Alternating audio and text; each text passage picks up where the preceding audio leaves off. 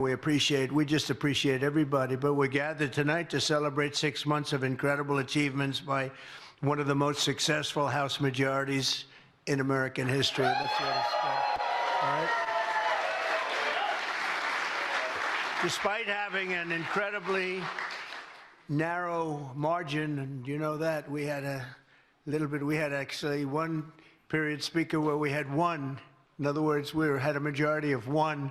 Then we took a few good victories with some little elections that took place. A couple of other things happened, and we ended up with 7. But we had one, and the speaker said to me, you know, we're one heart attack away from losing the majority. We don't want to be there, and I think the results of what we're doing together will give us a tremendous midterm. We're going to work together very hard.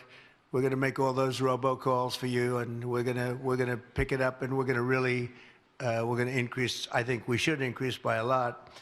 But despite this incredibly narrow margin that you've already fulfilled, think of this: more promises than any Congress in generations. There's been no Congress, and we've had some even where we were up quite a bit, but there's been no Congress like this Congress in terms of achievement that people can even think of. Now, we have to take world wars out. We can take a couple of things out, but basically there's never been anything like this. And we did this with very small majorities. And I want to thank John Thune also, because the Senate has been, and all of the people in the Senate, because they've been terrific also, working with Mike and everybody. But I especially tonight want to thank Speaker Johnson for doing a job that I think you could have done. I think he'll go down, and I think he's got a long way to go. He's going to go down as one of the greatest speakers at any time in history. And, you know, and I say this, you needed a very precise personality to get these voters. If you had somebody that was just a little bit off, you were going to lose 20 votes. Then you couldn't lose any. So I just want to thank you. Everybody believes that too, Mike. Thank you very much. Great job. And Kelly is here. Hi, Kelly. Hi, Kelly. Also, a man of great courage, Steve Scalise. He's our majority leader.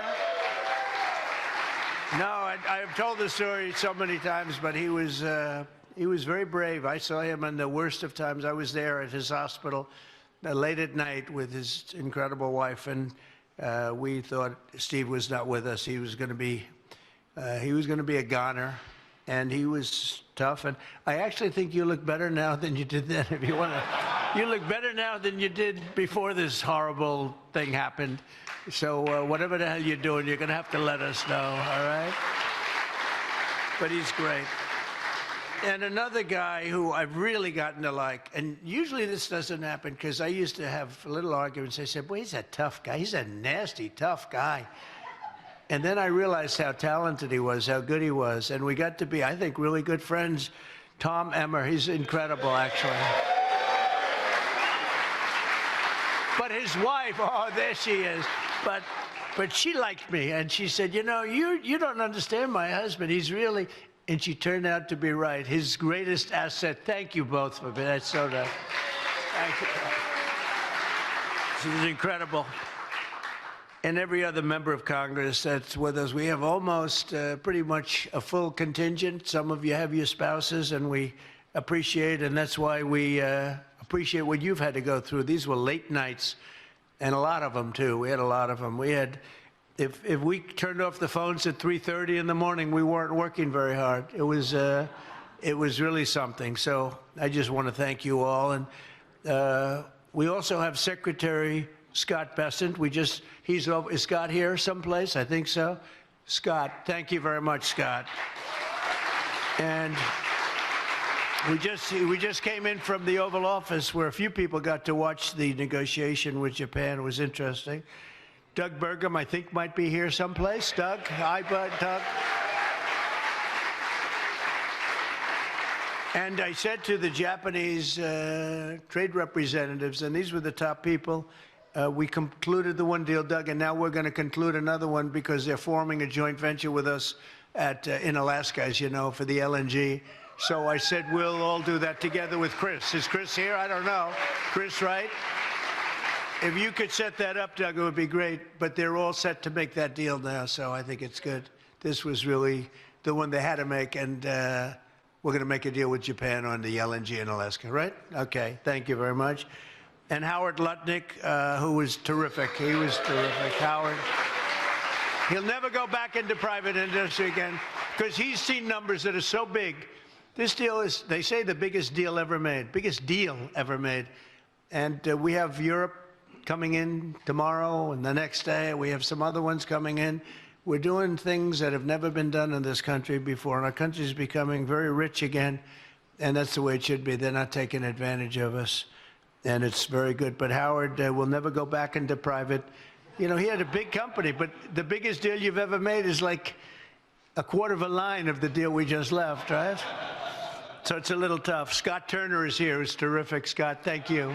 Thank you very much. Thank you, Scott. Good job. Good job, Scott. Thank you very much. In fact, Scott, come here. Come here. I'm going to have Scott say grace, give a little prayer, yes? I hope the television stays on. You know, they have a tendency to turn off, but I think that's good. What do you think, Brian, yes? Come on, Scott. And nobody does it like this man. He's better at this than he is at housing, but he's good at housing. That's great, Scott. Thank you, man. How are you, sir? I'm good. Good. Thank you very much. Hi, everyone. Thank you, Mr. President. We're so grateful for you.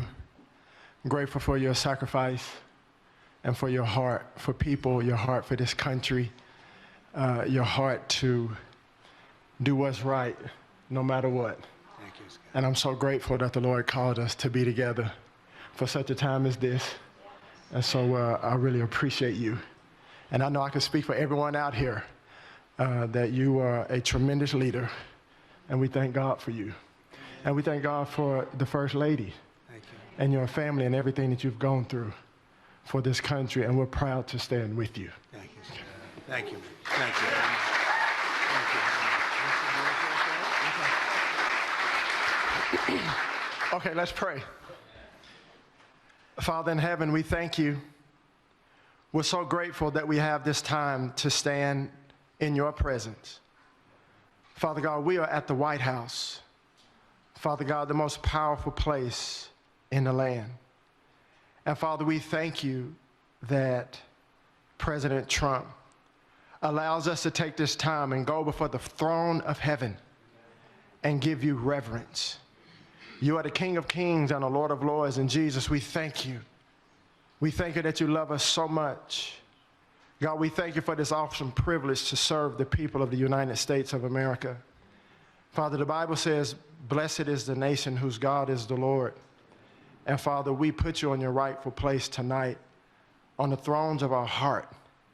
And Father God, on the throne of this country. Father God, we humble ourselves before you tonight, and we thank you for your goodness, for your mercy, for your grace. Father, we pray for those precious people in Central Texas, Father God, that have lost loved ones, who have lost children, who have lost family members.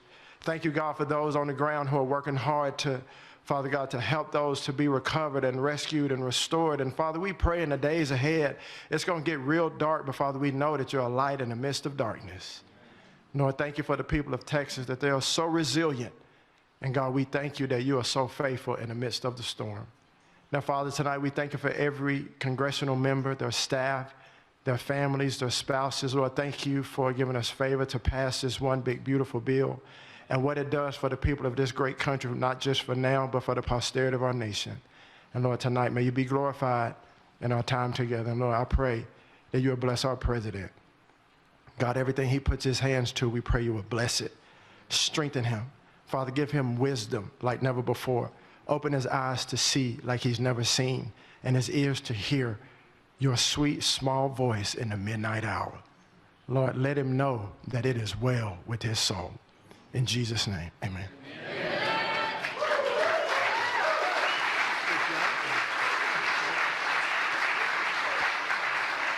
That's beautiful. Thank you, Scott.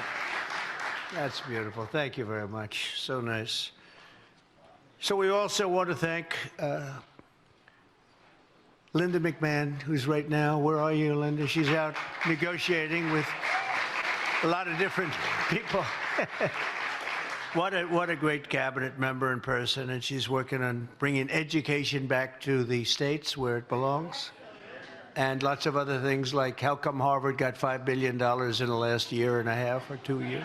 $5 billion they got. Linda said, you know, you're not going to be happy. What? Harvard's getting billions and billions of dollars, and they're not spending it nicely, and they're very discriminatory and lots of other things. And she's got a tough judge. She's got a judge that would typically not be with us, but I don't want to say that because you never know what happens. But we'll win that case ultimately. We're going to win it. No decision made yet, but she's in the middle of a lot of things. But Linda, you have been unbelievable. Thank you very much. Great job you've done. And I said hello to Chris Wright. Chris is the most talented person. Doug actually said that I offered Doug Department of Energy knowledge. He said, I have somebody better. He's never said that in his whole life about anybody, Mary. He's never said that about anybody, but he said Chris Wright is so incredible, and he has turned. He's the #1 guy in the oil industry, and he left for, I won't even tell you the money he was making. It was crazy money, but he knew that, and he wanted this, and he and Doug have done an incredible job. And thank you, Chris, very much. And Doug Collins. Where's Doug Collins? Doug Collins, what a great guy he's been. What a great guy. At the VA right now, you have a 92% approval rating. That's not bad. Let's see if you can get it up a little bit. Who are the 8%, right? But he's working on it. He is working on it. He's incredible. What a job. Thank you, Doug. What a great job you're doing. Appreciate it.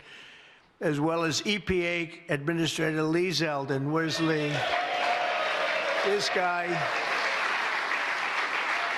People don't know. He was a great lawyer, like top of the line, and then he became a congressman in a race that he had no chance to win. He won, and was a congressman like for 6 years or something, and was highly respected. And then he took a shot at running for governor of New York, even though people said it was almost impossible to even think about, and he almost won. He came so close, almost won. And I appointed him as the environmental czar. He's our environment czar. And what a job, secretary on the cabinet. He's got everything. And the job he's been doing is incredible because we have $16 trillion so far invested in our country. We've never had anything even close. And this is just really in the last 4 months, not 6 months. And that's when we started accepting things and getting things going and getting them rock and rolling. And Lee is getting the permits for people so fast. You know, the biggest problem they had is we can't build if you're not going to give us the permits, or if it's going to take 9 years to get a permit and they get rejected.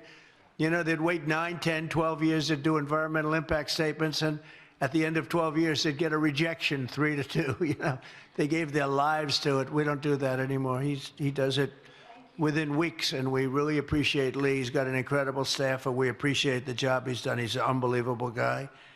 OMB Director Russ Fought. Nobody knows the finances of this country and the waste, fraud, and abuse better than Russell. So, Russell, I want to thank you for doing such a great job. You're really in there fighting, and really was a big help during this whole situation that we had, Tom, right, with Russ, when we had to know the numbers. There's nobody that knows him better. He lives with him. Director of National Intelligence. Oh, where's Tulsi? She's like hotter than everybody. She's the hottest one in the room right now because she found out with certainty. I think we knew it before, in all fairness, Tulsi, but now you have certainty. She has all the documents. She has everything that you need. And she found out that Barack Hussein Obama led a group of people, and they cheated in the elections, and they cheated without question. It's not even a question. Would you say there's even a little question there, Tulsi? She says no. And you found things that nobody thought we'd ever find. And I'm very happy and very honored to have you with us. She's right now, by far, Speaker. She's hotter than you right now, Speaker. She's the hottest person in the room right now, Speaker.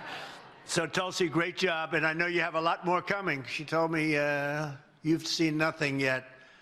So I heard those rumors about you, but now I know they're true. So we're very proud of you, Tulsi. They cheated so badly, and ultimately it led to a loss in 2020, and it shouldn't have been a loss. It was a big victory. We won by a lot. We had to do it again.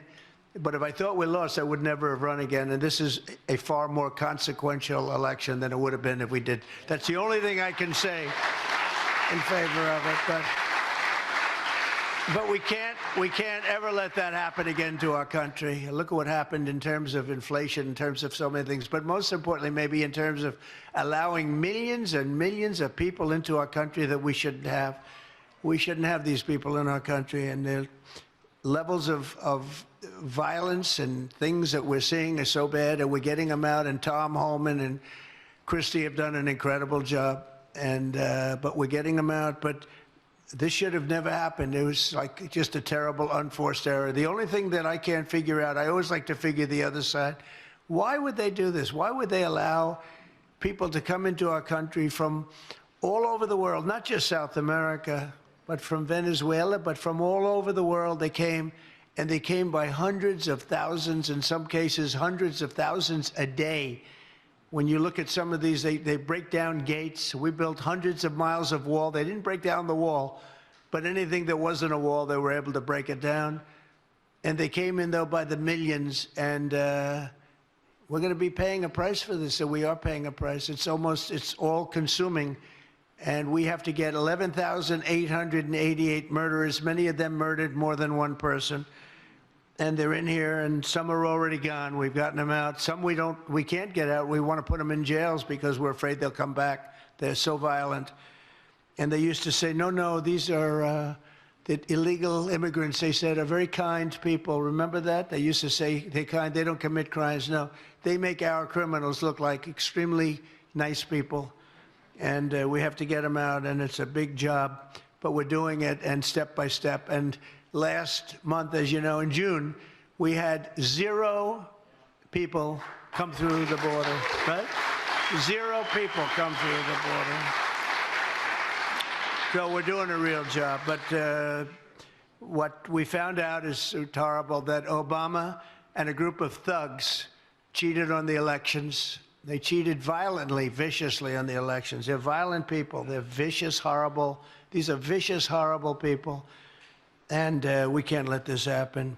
SBA Administrator Kelly Loeffler, a cabinet member, and a great person. Hi, Kelly. And she has done a job. You know, I always say small business. I used to say it with somebody else that happened to be, Linda, you happened to be there. I said, it's small business, but it's actually the biggest business there is, right? Probably there is. When you add it up, all those little small loans, you add them up, it's the biggest bank there is. But Kelly, you're doing a fantastic job. Thank you very much. Don't do a better job than Linda. That would be terrible. Linda had the job before you. She was so great. But don't beat her, because Linda would be very upset about that. Actually, she'd be happy. I think you'd be happy about it, right, Linda? That's the way Linda is.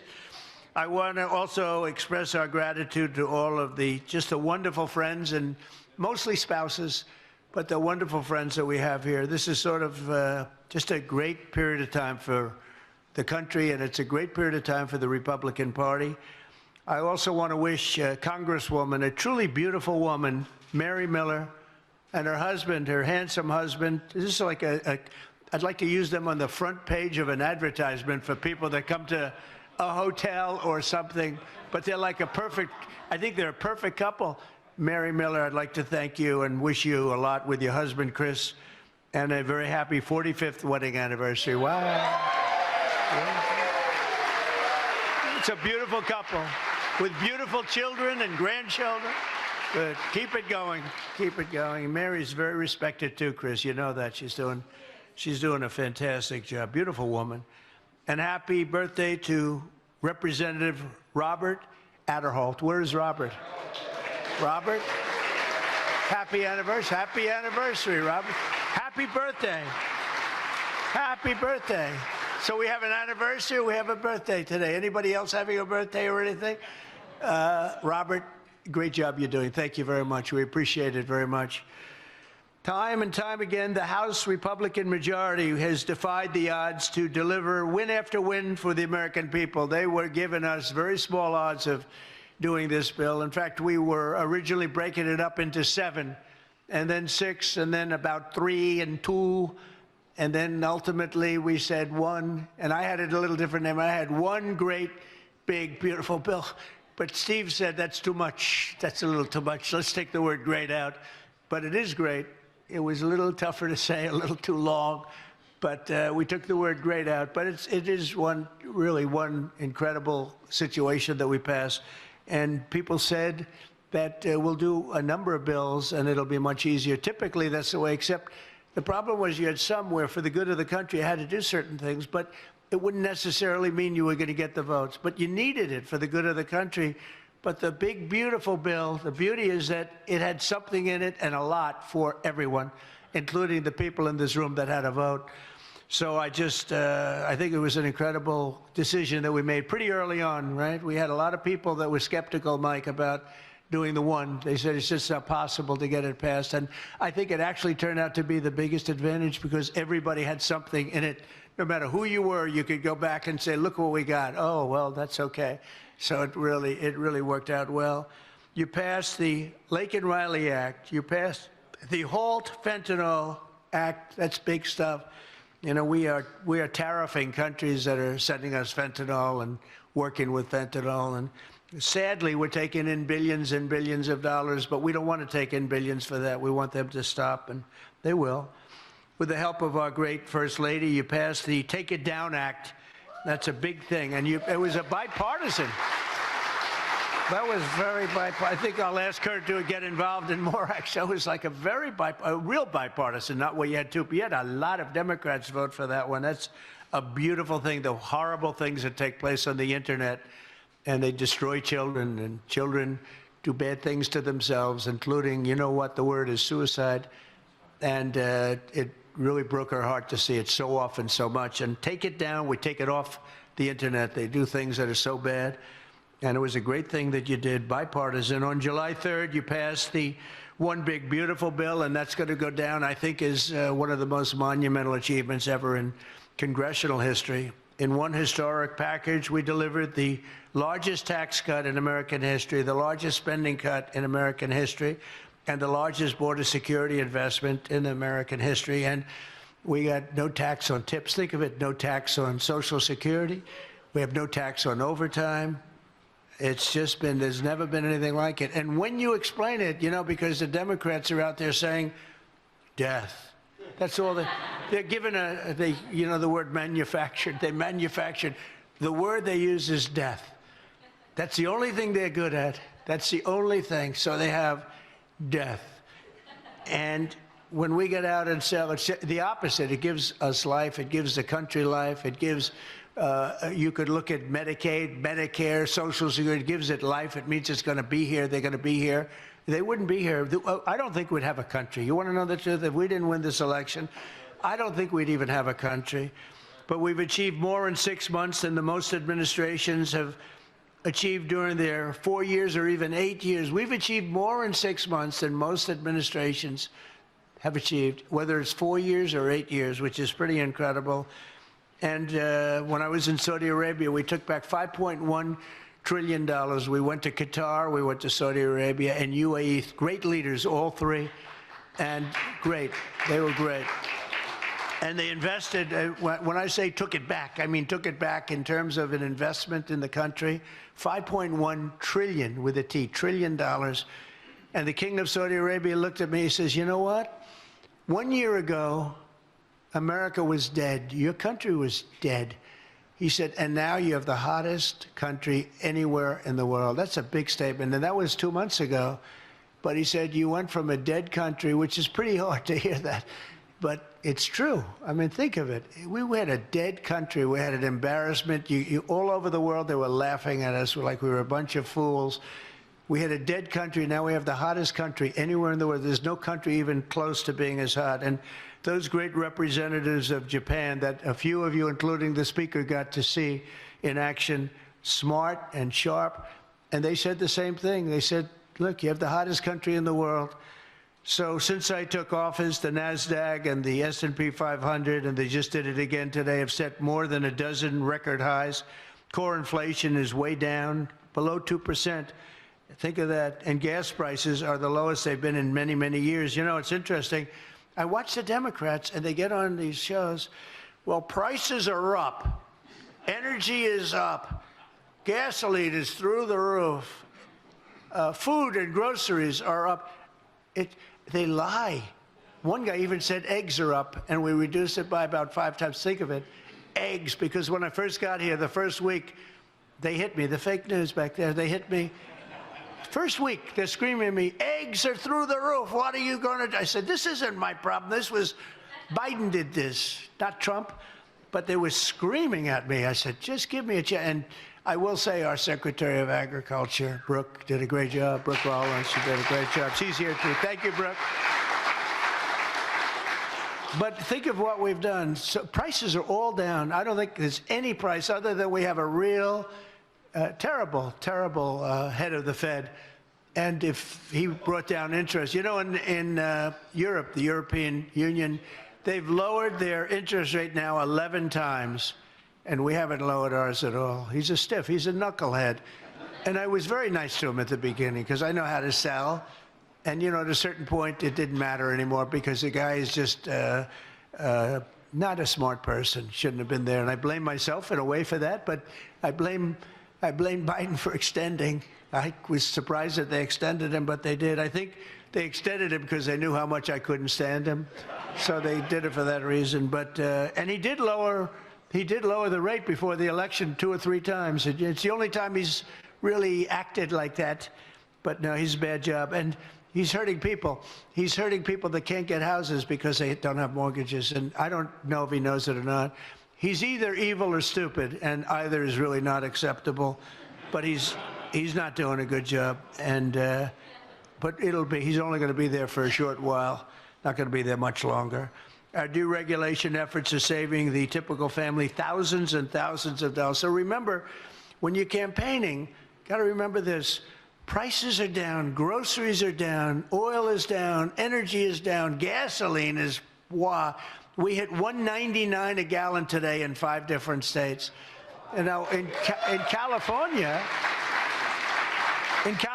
he keeps adding taxes, you know, when you go to $7, $8, but I mean, they just keep putting taxes on gasoline. It's crazy. I think you ought to take a look at that, Doug. It's ridiculous what he's doing out there.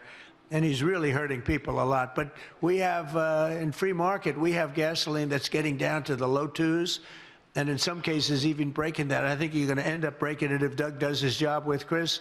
You're going to be drill, baby, drill, right, Doug? That's Doug. He really took that theme to heart. He's going wild, actually. And we'll fill up the strategic reserves. You know, they use these are massive cavities in Earth that you wouldn't believe how big, and they took the oil out that we put in. We put in a lot at good prices, and they took it out before the election.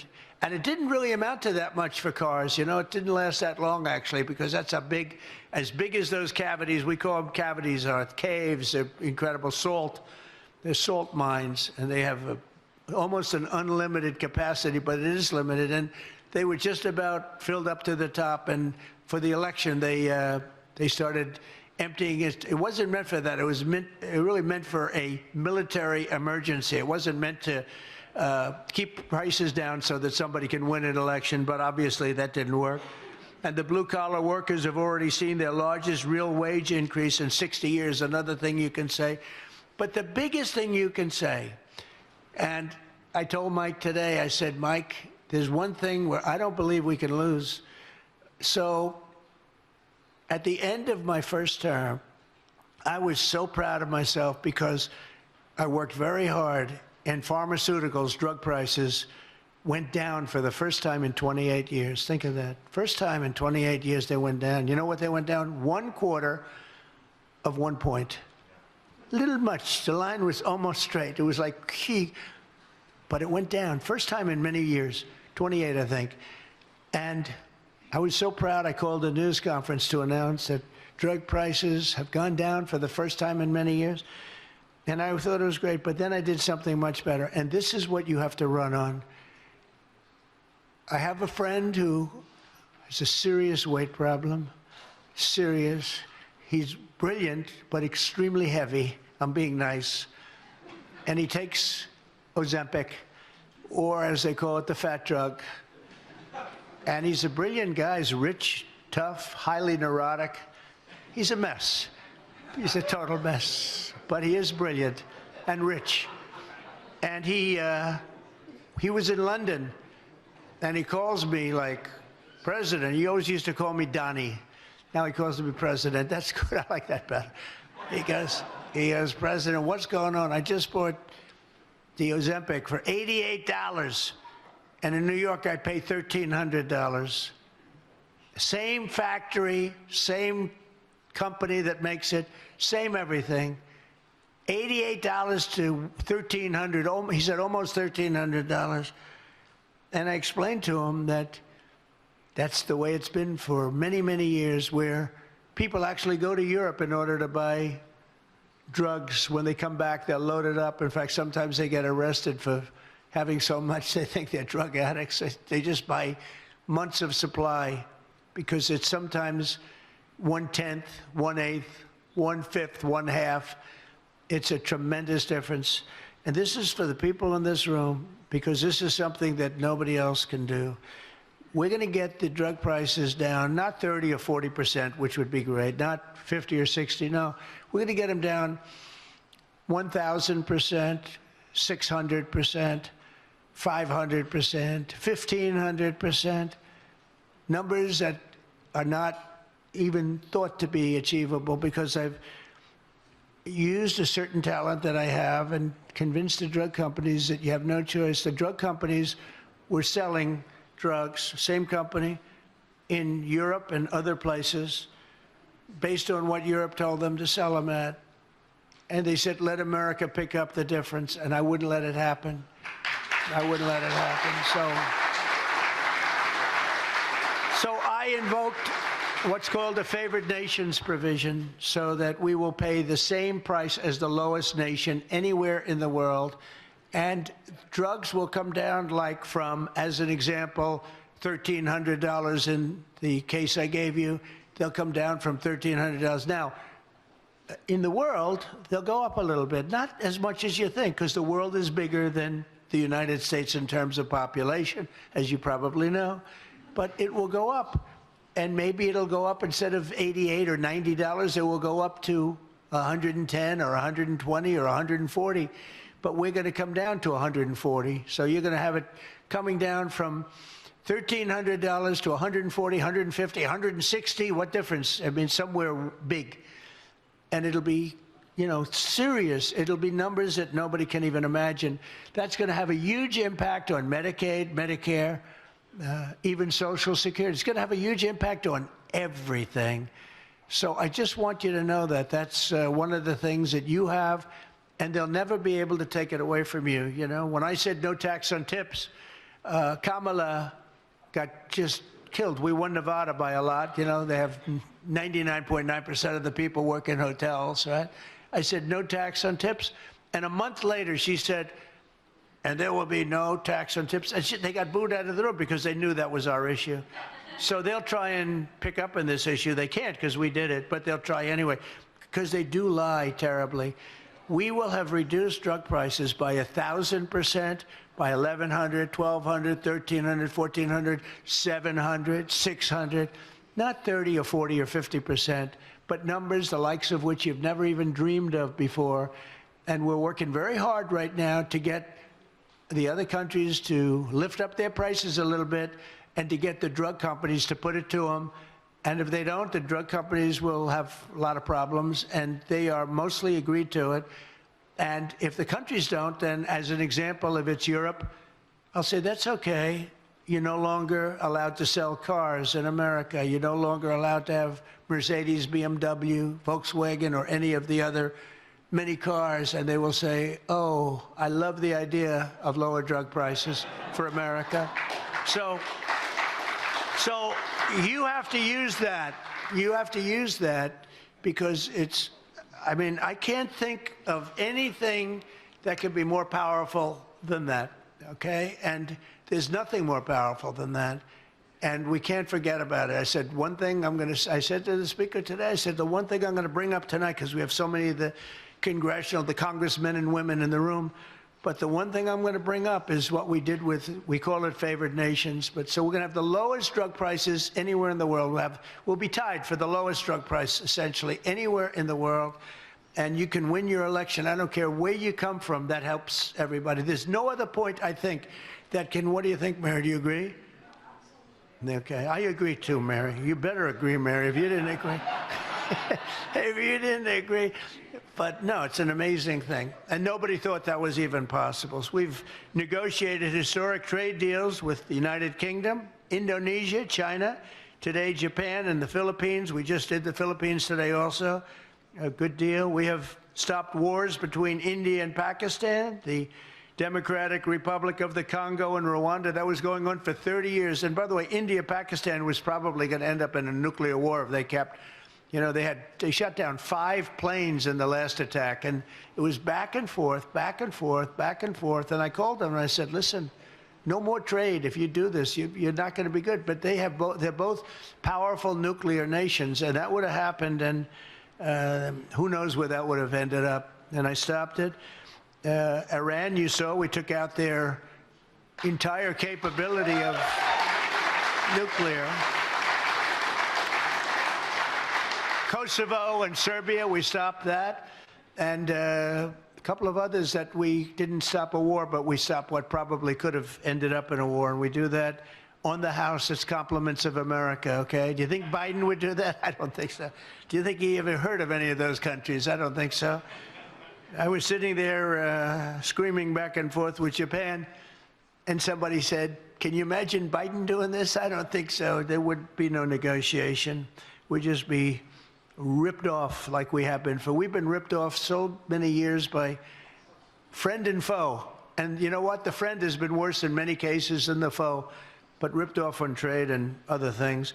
And I'm very proud to tell you that with NATO, the European, if you look, the European countries essentially will be buying our equipment, paying 100% on the dollar, and then they're going to distribute it to where they're going to distribute it, which is going to be to Ukraine or whatever. But they're buying it, so we're not going to have the expense of giving away. Biden gave away $350 billion worth of equipment, or cash. Worse than equipment, cash. So we want to find out about that someday, I guess, right? But they were supposed to buy their own equipment, but you know, I have a feeling they didn't spend every dollar on the equipment. But they are brave. Look, they're fighting a hard fight, and we're no longer going to do that. Our great companies, we make the best military equipment in the world, and our great companies are going to be selling now, and they'll be using it. So even those people that don't want to be in the war, and I'm one of them, but even those people are saying, wow, that's pretty good. That's pretty good. So they'll be able to defend themselves, and we will no longer be paying for it. And I think that's a very big thing. So we've achieved incredible things in a very short period of time. And in polling released just last week, it was announced that the approval for congressional Democrats under Hakeem Jeffries has reached the lowest ever recorded, 19%. And Republicans are doing well. And I have the best numbers I've ever had. You know, it's amazing. I watch people on television. Well, what about Donald Trump's polling numbers? Yeah, they're the best numbers I've ever had. And with this made-up hoax that they're talking about, my numbers have gone up 4 and 5 points. They want to do anything to get us off the subject of making America great again. And we're not going to put up with it. And remember, don't let them forget, it's so important, Obama cheated on the election. Look, the camera just went off. Obama, the red light just went off. Can you believe these people, how bad they are? Obama cheated. When they give you all the nonsense, Obama cheated, and his people cheated, but he was there. You ever hear this? They talk about, if they ever even mention it, they never mention his name. Just the opposite with me. But they only mention my name. They don't mention any of you guys. They don't mention Tom. They don't mention Steve. They don't mention our great speaker. They mention Trump all the time. I'd like to have them mention you. But remember this, Obama cheated on the election. And we have it cold, hard, blue, and it's getting even more so because the stuff that's coming in is not even believable. So, and you should mention that every time they give you a question that's not appropriate, just say, oh, by the way, Obama cheated on the election. You'll watch the camera turn off instantly. But I want to thank all of you again, once again. This is an incredible job. It's incredible people, really incredible people. And, you know, it's very interesting. I got to know so many of you over the last 6 months, really, but so many of you, some I didn't know, but you have tremendous talent, and you have some I spoke to too much, and I particularly like the ones I didn't have to speak to at all, Mary. I didn't have to call Mary. But in particular, but I like them all. Look, in the end, we got there. We got the vote of almost all, a couple of people that will never vote, no matter what. You know, they think it's so cool not to vote. They have no suggestions. They have no ideas. They have no nothing. They just want to vote no. I don't know why. They're not doing very well on the polls right now, by the way, I'll tell you right now.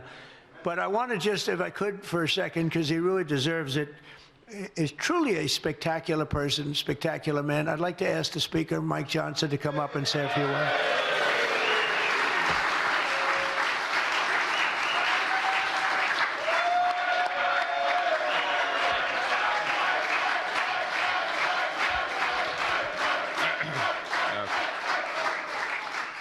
Mr. President, I'm not going to speak long. These guys hear me talk all the time. Okay.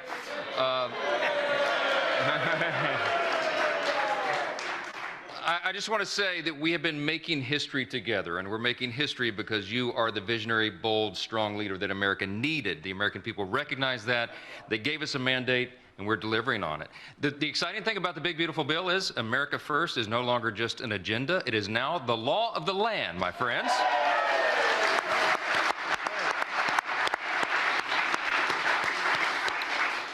I could go by and name person by person, and I should name their spouses as well. All the members in this room, everybody deserves the credit. They underestimated us all the time, every day, because our margin is so small. But we do not accept that as our fate. We work together. This was prayer and patience and preparation and teamwork that got it done. We began this about a year and a half before that bill was delivered. The deliberate work down in the trenches. I could name the chairman of all of our committees, 11 committees of jurisdiction that worked on the big, beautiful bill. All the members in here who contributed their ideas, their thoughts, their expertise. They gave their heart and soul to it, Mr. President, because they wanted to deliver for you and deliver for the people, and we did it together. And I'm telling you, this is landmark stuff. There's not anything bigger I think we may ever work on, ever, in this legislative arena, because it may not even be possible, but we did it. And I'm so grateful and I'm so thankful and humbled to work with this group. Mr. President, they are committed to the country as you are. You are the strong leader, the example for us. With your stamina, we know we can never sleep, okay? We've got much more to do to deliver for the people, and we're going to do it. We thank you for the opportunity. Thank you for the celebration. Everybody here deserves it. God bless.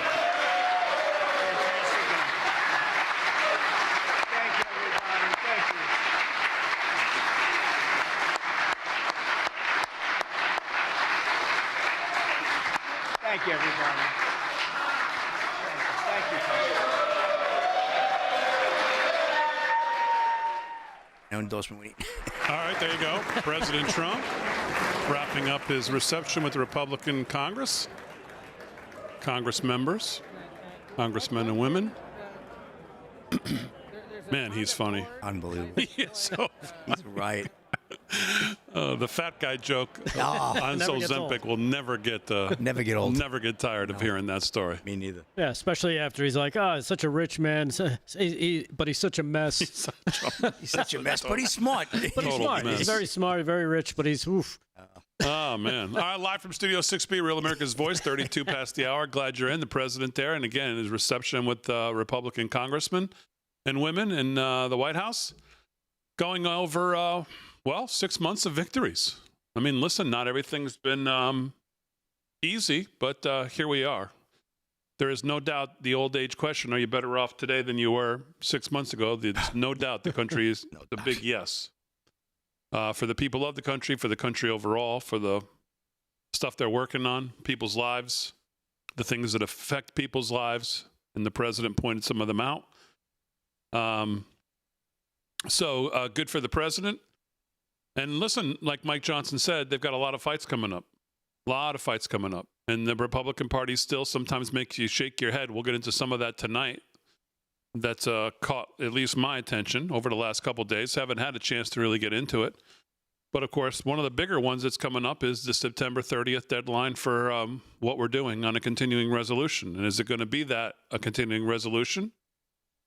And given that the House is, I think, gone for the next 5 weeks now after this tonight, I think they're all running out of here right now to their limos and private jets to get out of town.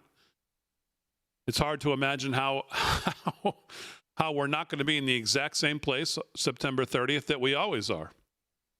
But that'll be obviously one of the more immediate things when they get back to have to deal with. Marjorie Taylor Greene, that I've already retweeted, has already come out and said, I am not voting for a continuing resolution. I'm giving all of you fair warning and enough notice right now. That's not happening. And Mike Johnson, as he just referenced there, with Mark Green from Tennessee resigning this week, their majority is now, I think, down to 4 or 5. Getting tight. And they're going to need every vote for everything. And Marjorie Taylor Greene already saying, I'm not voting for a CR, which, of course, should be the position of everybody. Because how many times are we going to be told, no, this time, you got to vote for it this time so we can get to the next time. And then next time it's, well, we got to vote. Same vicious circle over and over again. The spending continues to be crazy. We can never get 12 individual spending bills.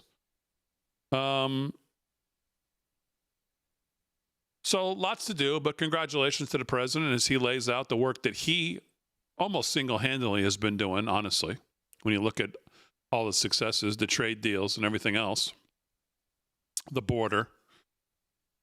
And for me, the standout, I mean, we've been really, well, first of all, Slick, how are you? I'm doing good, Big D. President was great. Fantastic. I mean, he keeps us laughing, and yet he just brings it all right back. But everything's hot. Everybody's hot. I like that. Yes. Mr. Delgado, how are you? I am good. Had a great day. Great day, if you want to know. You want to hear about it? Yes. Yes, we'd love to.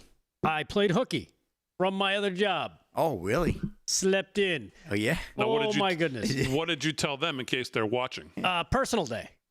Well, so Yeah, I have personal stuff to take care of, like what, more to sleep. catch up on your sleep is Yeah, perfect. catch up on Picking my up a sleep. lady friend at the airport. Go riding my bike, which was wonderful. Okay.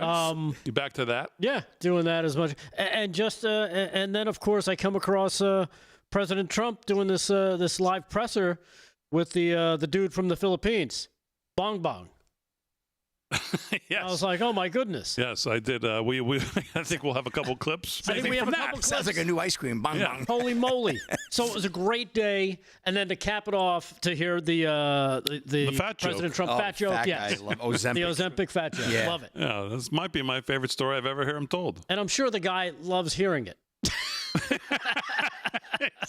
You know, because He's probably like, son of a, why does he he's keep a bringing brilliant up this guy. No, story? he's brilliant though. Yeah, He brilliant. used to Very call me rich. Donnie. He's Now he just, calls me President, Mr. President. It's just a total And everybody mess. knows who he's talking about. Everybody that knows that group, like, oh, he's talking about him again. Harry, get off the couch. Oh man. Because you know that guy's getting texted. It's like, he's telling the story again. Oh, God. Did you? Is it really? Did you say bong bong? Yeah, bong bong. Dude, that was as soon as I came back and I sat down in front of my computer, I'm like, I should probably prep for the show, see what's going on in the world. And I see this and I'm like, oh my goodness. And it was President Trump at the casino, and he just looked at his cards and he looked at his chips and he went, I'm all in. Yeah. Yes, we'll get to that. We'll get to the clips from that. We'll get to a couple stories on that. I watched Matt Taibbi today on with Megyn Kelly. Yep. They both are and were excellent in that clip. They really laid it out. And Taibbi really focuses on December of 2016 and what happened as kind of his smoking gun. Mm-hmm. I said to you while we were watching the president, so maybe you can explain it to me. I found it interesting that he kept saying, and even when he was joking, anybody asks you a question you don't like, just tell him Obama cheated. He keeps referencing Obama cheated, and then as it pertains to the 2020 election, instead of where I felt like more in the White House today, he focused more on what happened in that transition from 16 to him assuming office in 17, and then the espionage they tried to hang around his neck so that it would continue into his first term, which obviously it did. And I guess maybe this is where I differ from others. To me, the case to be made for seditious conspiracy or treason or whatever you want to put on it is to be made in that window more than it is anything closer to 2020. But he keeps referring to Obama. They cheated in the election. He's not talking about, seems to me like, at least what I heard from him here, Right. he's not talking about 16 into 17, and I wonder why.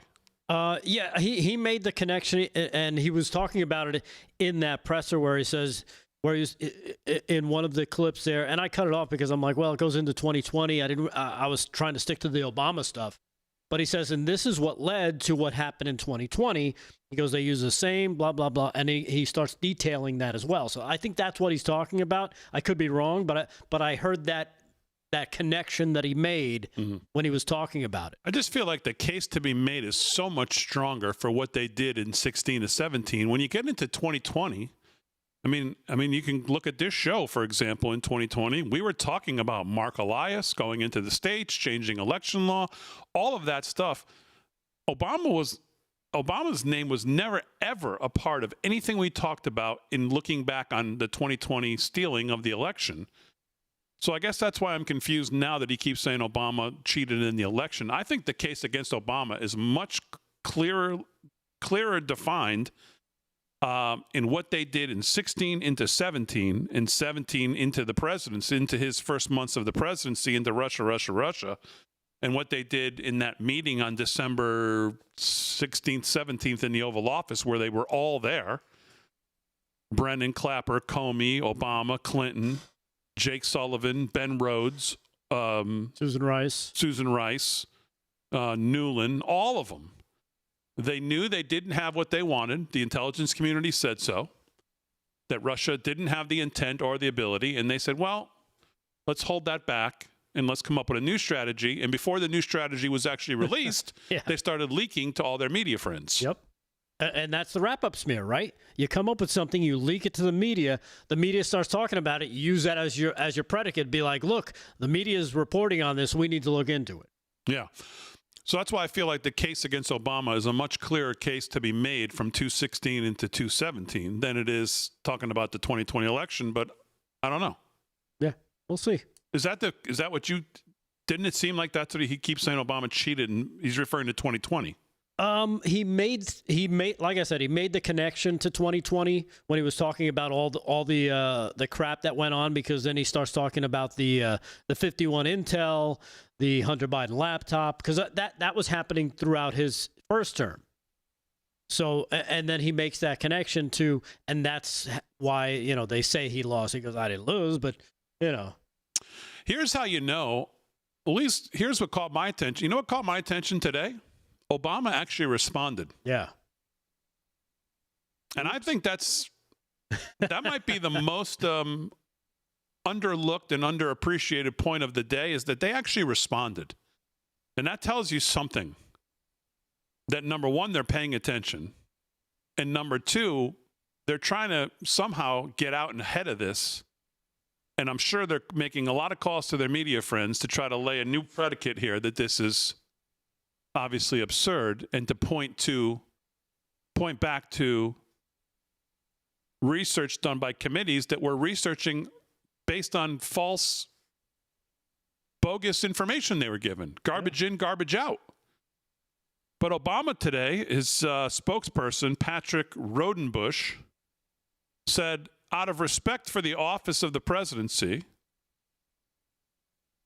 well, yeah, I mean, even that Really? statement you stopped because you didn't have any when you were assuming the office, the way you treated it and the way you treated the country, but that's neither here nor there. Our office does not normally dignify the constant nonsense and misinformation flowing out of this White House with a response, but these claims are outrageous enough to merit one. These bizarre allegations, I mean, not bizarre at all, allegations are ridiculous and a weak attempt at distraction. Well, distraction from what? Yeah. Distraction from what?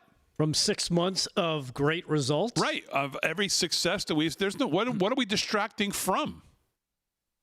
Nothing in the document issued last week undercuts the widely accepted, see, this is going to be widely accepted conclusion that Russia worked to influence the 2016 presidential election, but did not successfully manipulate any votes. These findings were affirmed in a 2020 report by the bipartisan Senate Intelligence Committee, again, with garbage in, so you got garbage out, led by then Chairman Marco Rubio, Patrick Rodenbush, Office of President Barack Obama.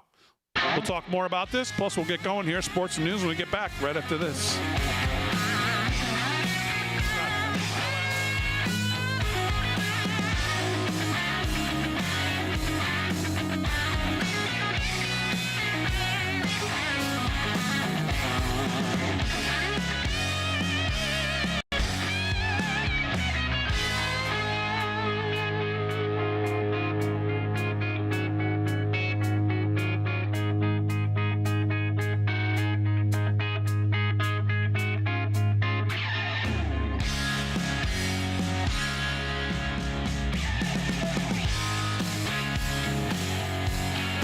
Back to normal. That is the Man, worst. I had one in my eye. For driving me crazy the whole segment. I couldn't get it out. I had it. I couldn't get it out. I think I got it out now. Everything. I could not get the damn thing All right, out. chat. What's going on in the chat? Facebook, X, Rumble, YouTube, Kick.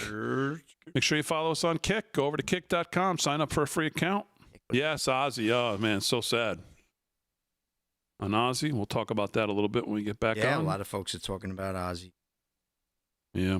Epic. I mean, he was, man, one of the greatest rock. Unbelievable. Rock It legends happened ever. so fast after that last show, which was in Birmingham. amazing. It was just, Beginning of the what, a month. couple of weeks ago? Yeah, beginning Yeah. of the month. July 5th. There you go. Man, he said, I mean, obviously he's not in good shape. He had to sit there, but he still, still sounded halfway I listened decent. to that on Twitter. They said that was the largest fundraiser in the history of rock music. They raised over $150 million for Parkinson's disease research with that show. That's what I heard. Yeah. That's like Live Aid on steroids. That's incredible. Yeah, I was a little leave it to surprised. Ozzy. I mean, obviously he hasn't been in great shape since, well, the MTV He's show. been in good even. shape He in the never last looked like 40 he was in years. good shape, but I was still surprised today to see it so fast after that show. His wife has got to be, she must be beyond devastated. But I think, he was sick. He had Parkinson's. Maybe he knew, he was getting Damon, close. have you had to talk with your wife in case you ever find out she's a Coldplay fan? That thing has gone crazy. Oh, my God. That thing is. Oh, my God, the taking on a memes life of it, its too, own. is just crazy. Yeah, the meme you sent. No, she's not a Coldplay fan, and thankfully, neither am I. You said the bigger problem was that the fact that his wife found out he was a Coldplay fan. Yeah, I mean, I don't know That which was the one first would thing be you worse. said that night. I'll never forget that. That was funny. Damon, put it to rest. What exactly is that? Oh, put it to rest. What did you do to your hair? I didn't do anything to my hair. No, it's kind of flat. Yeah, I just didn't do anything. Oh, That's yeah, it's got that's- normal. Normally you you in the got pool the today? Were you in the normally you got pool? the spike going. No, I just showered and I just let it dry. Who cares? You didn't do any product No, nothing. like slick. No. I got more I'm just product in going my to let hair it. than I'm one just. I'm not going to do anything. I'm just going to let it grow. I'm not cutting it anymore. No. Eventually, it all goes away. Let it grow out. Nah, my dad's still got a full head of hair. Yeah, your father does have a nice full head Yeah. of hair. He really does. I'm just going to let it grow until it starts to come down. Then I can pull it back into a ponytail or something. Nice. Get a man bun. You look good with that. That'll be great. I guess he still got it with a man bun. That'll be the only bun Yeah, you can't what'd you say? eat. I'm going what? Yeah, I'm going emo. That's my new deal. Who cares?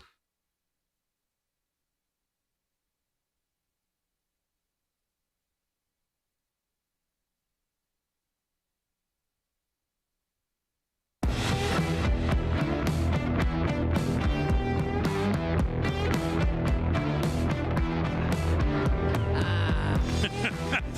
47 till the hour, live from Studio 6B. See, that's why you got to be in the chat during the breaks. Oh, you Because there's gotta some be funny in the stuff chat. that happens. No, I'm not in a hair club for men. I just let my hair just go today. I didn't do anything. Yeah, no product. Someone said he's not only the president, he's a client. No, Maybe you needed some club man. my hair is fine. There's nothing wrong with my hair other than people say it's too short. So I'm going to let it grow. Let it grow out, Speaking big of my wife, Yeah. not worried about her at the Coldplay concert. She's worried about her bitching about my hair still. Really? So, and then my mother, too. Of course, now she's texting me, you have great hair. Let it grow. Oh, God, kill me. Yeah, let it grow. She's right. Come on. All right, 13 to the hour, live from Studio 6B. We heard the president and his address to the Republican congressmen and women, which was great and funny and to the point, and outlining all the success that they've had and will hopefully continue to have. And really do more to him than anybody in that room, if we're being frank about it, because most of them make you shake your head. Including, well, at least 10 GOP legislators who are still all in on amnesty. Oh, yes, I said amnesty. And here you are, President Trump in office, running on the number one issue that people elected him for, and that, of course, is immigration. Tom Homan, President Trump's stance on immigration, what they've done so far. I mean, and we all know they're up against it, what they're having to try to clean up and deal with from what Biden did, and trying to find criminals and illegals, probably 10, 12, 13 million that were let in. But here is this issue that he was elected on as one of the top issues, a very achievable issue, an issue that everybody can understand. And most people think it's at an inflection point here as Trump tries to put the hammer down. You see what Kristi Noem is doing. If you didn't see Kristi Noem and Tom Homan yesterday morning about this poor ICE officer who was shot in New York City, it was an unbelievable press conference. Because they're just not messing around. They are all business. They have a plan. They're not listening to any of this nonsense with any of these people in these blue cities. And so you think, well, we're past, the Republican Party as a whole, the Overton window here has shifted on amnesty, obviously, because now this is a new president, new thoughts. He got elected on this. The American people are with him. He's working on deterring, obviously, what she has done. Look at the numbers, almost zero in the last 2 months coming across the border, being released. You want to obviously get rid of as many as you can in light of what will be at some point. Let's hope it's not, but another 4, 8, 12 years, a future Democrat president at some point. What can you get in place to deter the destruction we saw in 4 years under Biden? And also, what can you do on the state level? States need to be able to enforce their own laws to get rid of illegals. So that's the backdrop. And now here comes Maria Salazar, this rhino from Florida, with legislation that, well, there's nothing nuanced about it. It's full-blown amnesty. It's not even like a halfway compromise, nothing like that. It's flat-out amnesty. The same arguments, the same mechanics that most people look back on and say Ronald Reagan's biggest mistake in '86 was the amnesty bill. And this is that exact same thing. And it's not the point of whether it's going to pass or not pass or go someplace or not go someplace. It's the fact that why are the Republicans the ones leading the charge? Why is it a Republican-sponsored bill? And why do I go to Breitbart today and see at least 10 GOP legislators are now on board for pushing amnesty legislation that would flood the United States with migrants and condemn Americans to a depressing future of low salaries, unaffordable housing, few children, and economic subordination to China's high-tech factories. That's the headline.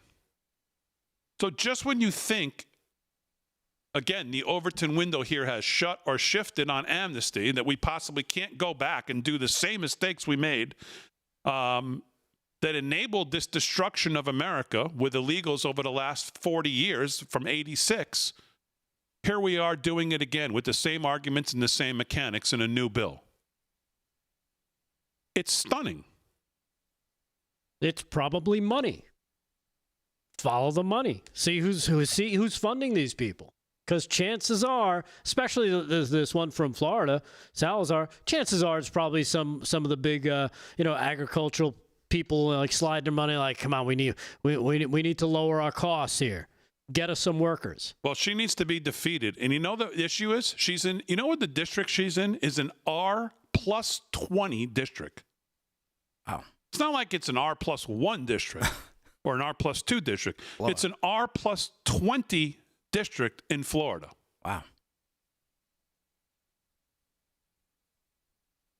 I mean, and again, she brought this legislation, and then you see this in Breitbart today. Now she's got 10 Republican legislators on board.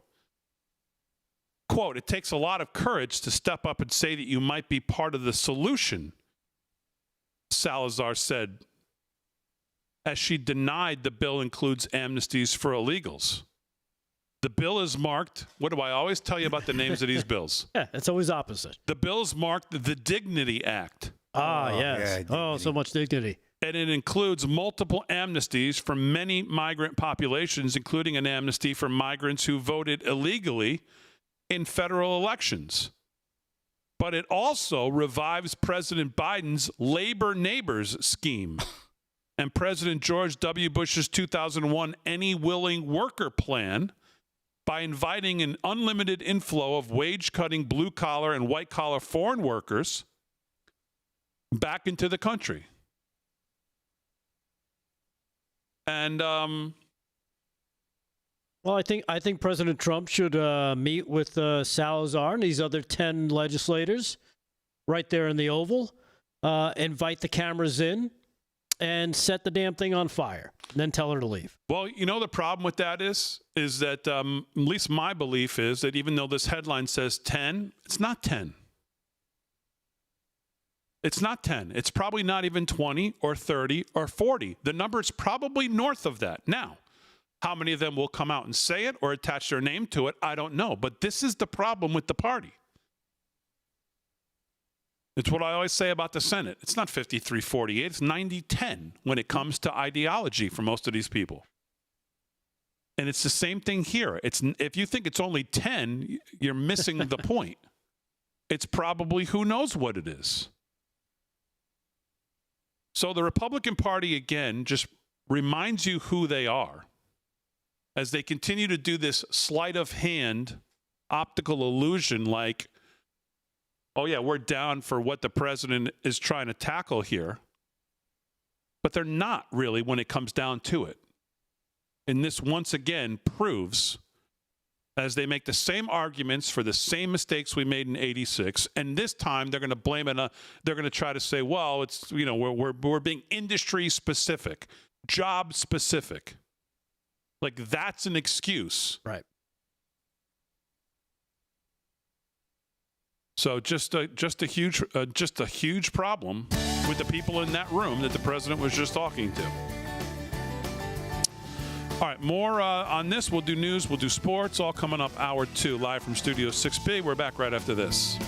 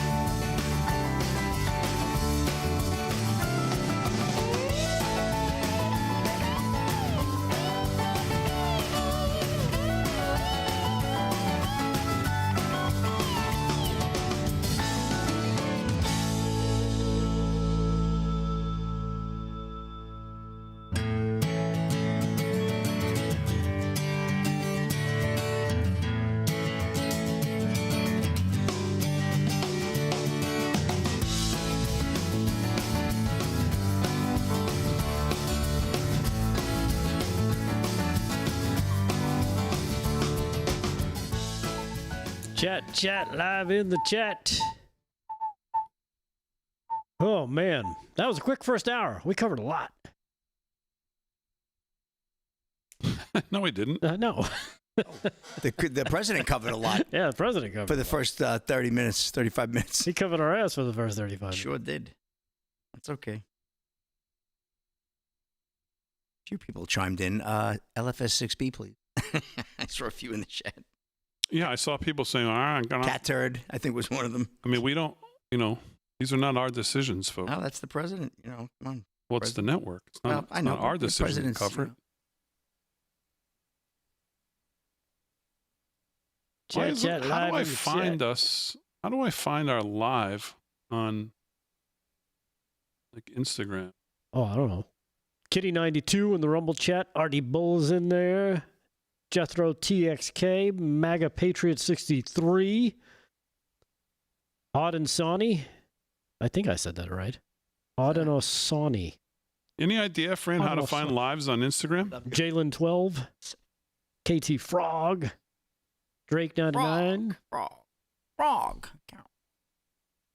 On my app? Stupid Monkey Can I go? 1. I go to the homepage. I don't see anything. Broke Spoke says Delgado. Broke Spoke in the Yeah. chat. We love Broke Spoke in the YouTube. Stupid Monkey says, time to primary Salazar. Total betrayal.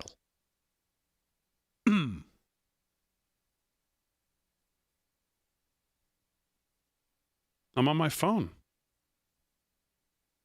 Ticked off Patriot. Hey, ticked off Patriot. Amnesty. Okay, it doesn't come up Amnesty. for me. Muffin Man. Muffin Man. Well, yeah, because you're Muffin broadcasting. Man. Muffin Man. You know Damon? Oh, he's Man Bun. Vivian from Michigan Beth Fujita. Thank in the you. Twix. Beth Fujita with the nice. No. Charles compliment. Barkley Shorts. Lawrence Hildner. Susan Vogt. Donita. Racing Bantry. Patrick It's not Owen there either. I Ahern. tried. Leo Kling. Freedom Sue. You may not be able to watch it while you're broadcasting it if you have linked accounts. Farmer Brook. Jinx. So when you click on it, is it formatted properly or is it screwy? It's what you see on the computer right now. Huh? So it's not. Oh yeah. So it's not 16 by 9. Yeah, I hate that. Super chat. Let's Yeah, do me them. too. $5. Mr. Damon, I used to get a flat top haircut that your hair looks like. That's what your hair looks like, Mr. Damon. Oh, you got the flat top? You got the flat top. $5. Damon says.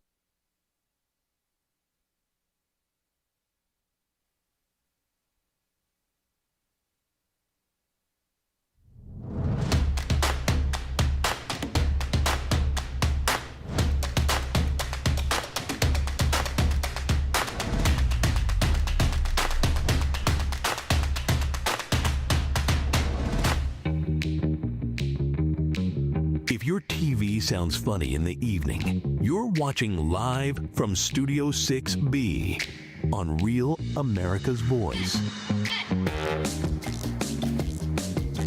All right, 9 o'clock. Real America's Voice, live from Studio 6B on a Tuesday night. Glad you're in. Slick's going to do sports coming up here. Delgado's going to do headlines and a bunch of clips today from today coming up here as well. President Trump took up most of the first hour in his address to the Republican congressmen Yes. and women. Just to put a point on what we were talking about before we went to break on the Republicans' position on amnesty and immigration. You can't be against illegal immigration and then say, oh, but except for industries that say they need them. Because then you're not against. I mean, it just doesn't work. That's the whole point. You can't continue to find excuses and to say, oh, well, because of the jobs they do now, we have to be okay with letting people in. Because do you know the first World Trade Center bomber? Are you aware of this? One of the terrorists involved with the first World Trade Center bombing in 1993 was here, received amnesty. You know why? Because he was an agricultural worker. Oh. So just keep that in mind when you hear Republicans try to make an argument that, oh, it's industry specific. We have to be, we're against it, but we're for it if it comes to, certain industries. So, all right. Hour 2, live from Studio 6B. Let's do some sports, and we'll get into some news, get into a regular show here in Hour 2. We'll start with sports. It's brought to you by Mike Lindell. LFS6B is the promo code to use if you want to shop at MyPillow. Slickster, what's going on? All right, 9 o'clock. Let's get a look at the scoreboard. Big D. We got the Guardians right now 5-3 over the Baltimore Orioles, bottom of the 7th. Top of the 8th, the Pirates leading the Tigers 8-3. Marlins 4-1 over the Padres, end of 8. Middle of the 8th, Phillies over the Red Sox 4-1. Nationals blowing out the Reds 6-1. Top of the 9th there in D.C. Rays 4-3 over the White Sox, bottom 7. Bottom 6, Yankees and Blue Jays up in Toronto tied at 4. The Mets 3-2 over the Angels, bottom of the 6th in Citi Field. 5-0 Giants over the Braves, bottom 6. Top 4, Cubs blanking the Royals, 2-zip there. Athletics and Rangers knotted at 1, end of 4. Bottom of the 2nd, Rockies blanking the Cardinals, 1-zip there. And at 9:40, Astros taking on the Diamondbacks. Brewers, the Red Hot Brewers, taking on the Mariners at 9:40. And then we have the 10:10 Twins at the L.A. Dodgers. That'll be the last game on the slate for baseball. Get to a story about the President Trump. He looks like he's doubling down on this Redskins name change here. White House press secretary, the president was serious about Redskins name change. Warner Todd Houston of Breitbart. We're going to get cut 4 ready, Aaron. On Monday, White House press secretary Caroline Leavitt told the press that President Trump is serious about his hope to see the Washington Commanders and Cleveland Guardians dump their woke name changes and for them to go back to their proud Native American traditions. A reporter asked Leavitt if Trump was serious about the teams reverting to their previous names, and also if he was serious about blocking the new stadium deal for the Washington Commanders if they didn't revert to their original name. Roll cut 4, Aaron. Was the president serious, or was he joking this weekend when he said he might block a Washington Commanders stadium deal if they don't change their name? The president was serious, and it's part of the art of the deal, part of his negotiating skills. As you know, sports is one of the many passions of this president, and he wants to see the name of that team changed. Why is he getting involved in that? Why does he see that as part of his purview? I think you've seen the president gets involved in a lot of things that most presidents have not. He's a non-traditional president. He likes to see results on behalf of the American people, and if you actually poll this issue with sports fans across the country and even in this city, people actually do support the president's position on this and the name change. Yeah, and last weekend, Trump posted a message to his Truth Social account calling for the Cleveland Indians and the Washington Commanders to dump their new woke names and go back to being the Indians and the Redskins, respectively. The Washington whatevers should immediately, in capitals, change the name back to the Washington Redskins football team, he wrote. This is a big, and many are clamoring for this. His comments reignited the approbation against the two teams for changing their names and dumping their many decades of using native names and imagery as they bow to woke left-wing pressure. And there was a story yesterday I didn't get to on the show about Massapequa continuing to urge the president to, and I'll get to that story a little bit later, to continue to help them preserve the Chiefs name. This is a local on Long Island right here, not too far from where we are, Massapequa, trying to keep their name. When it's ridiculous. Meanwhile, you have the Kansas City Chiefs still using their name in the NFL, and they're pressuring in New York. Of course, it's New York. What do you expect, right? But it's really a shame. And Big D, I'll get to that story a little bit later. That's a wrap in sports. Back to you. All right, Slick, 5 minutes past the hour. On Twitter, we have some messages coming in. Oh, good. One Hand Low Golf is the name on X, says, Damon just bitches and moans. Well, that's so true. I'm replying right now saying, and so he's obviously golf, something with golf. I said, I'm going to say, let's play 18. Oh. If you win, I'll stop bitching and moaning. And if I win, I'll come to your dinner and I'll bitch and moan at the table. How about that? How do we think that's going to go? It's not going to go because you won't leave your house. That's true, but I'm still going to propose it and see what he says. So, all right, let's do some of the greatest headlines in the world. Yes. With Rick Delgado, sponsored by our friends at EternalLifeCoin.com. All one word, EternalLifeCoin.com. What's going on, Delgado? All right. Well, we did see the president in the first part of our show, but he really held court today as President Donald Trump held a bilateral meeting at the White House with Philippine President Ferdinand Bong Bong Marcos Jr. Yes, let's hope he's not friends with Hunter Biden in the Oval Office. And he took questions, of course, about the deal with the Philippines that he announced today. He talked about January 6th, the assassination attempt. He talked about Adam Schiff and his mortgage fraud case. He talked about the money that Harvard gets. He talked about the tariffs, illegal immigration. But the big kahuna burger, Damon, had to do with the criminal referral by Tulsi Gabbard that was received yesterday. That's all Mr. Trump needed. And he went basically all in on Obama and his entire administration. I got a bunch of clips here to blast through. I tried to keep them as brief as possible, but let's get to them right now. If you didn't see any of this, I was stunned. Basically, it was a grab your popcorn moment as he started answering these questions and started going off. Here's Trump, cut number 1. I should say, hold on a second, make sure I got the right cut here because I got to do it. Oh, cut number 5.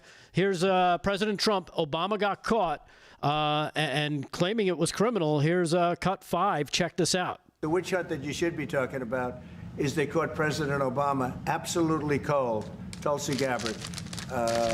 What they did to this country in 2016, starting in 2016, but going up all the way going up to 2020 in the election. This guy's nuts. They tried to rig the election.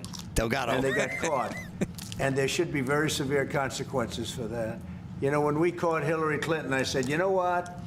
Let's not go too far here. It's the ex-wife of a president, and I thought it was sort of terrible. And I let her off the hook, and I'm very happy I did. But it's time to start, after what they did to me, and whether it's right or wrong, it's time to go after people. Obama's been caught directly. So people say, oh, you know, a group. It's not a group. It's Obama. His orders are on the paper. The papers are signed. The papers came right out of their office. They sent everything to be highly classified. Well, the highly classified's been released. And what they did in 2016 and in 2020 is very criminal. It's criminal at the highest level. So that's really the things you should be talking about. Yeah, so there it is. That's how he started. And of course, he didn't stop there. He doesn't stop because he's got a lot to say on the subject. Here is cut number 6. Can I just jump in for a second while you're mouthful of skinny pop? That's what I'm talking about. See, he says he got his signatures all over it. So that's 16 and 17. Yeah. He doesn't have his signatures on anything in obviously 1920. Like I said, he says something about that much later in this press conference. But let's go to cut number 6. Here is Trump talking about how Obama started it and the whole group that was there. Cut 6. Check this out. Pretty much what you read, it would be President Obama. He started it. And Biden was there with him. And Comey was there. And Clapper. The whole group was there. Brennan, they were all there in a room. Right here. This was the room. This is much more beautiful than it was then, but that's okay. But you know what? If you look at those papers, they have them stone cold, and it was President Obama. It wasn't lots of people all over the place. It was them too. But the leader of the gang was President Obama, Barack Hussein Obama. Have you heard of him? Have you heard of him? By the way, I read Obama's office reply before. Yeah. Tulsi Gabbard made a media appearance tonight and says tomorrow they're dropping more stuff that's going to directly refute his statement. I don't know. I guess the part about the intelligence community, because that was, again, garbage in, garbage out. So I'm assuming that's what it's going to be about. But she says more of that's coming tomorrow. The president referenced it tonight when he talked about Tulsi.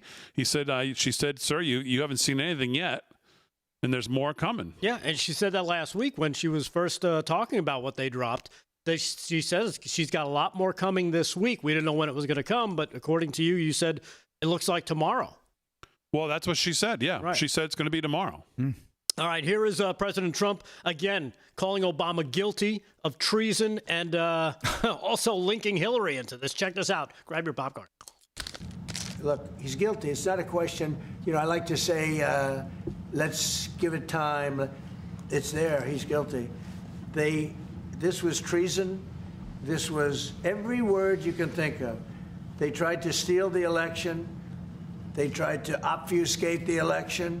They did things that nobody's ever even imagined, even in other countries. You've seen some pretty rough countries. This man has seen some pretty rough countries, but you've never seen anything like it. And we have all of the documents.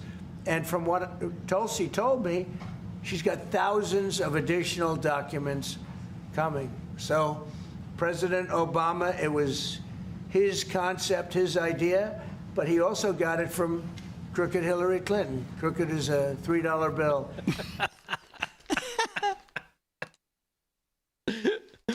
Yeah. That's your president, everybody. Basically calling out, and I didn't think we'd see him go this far.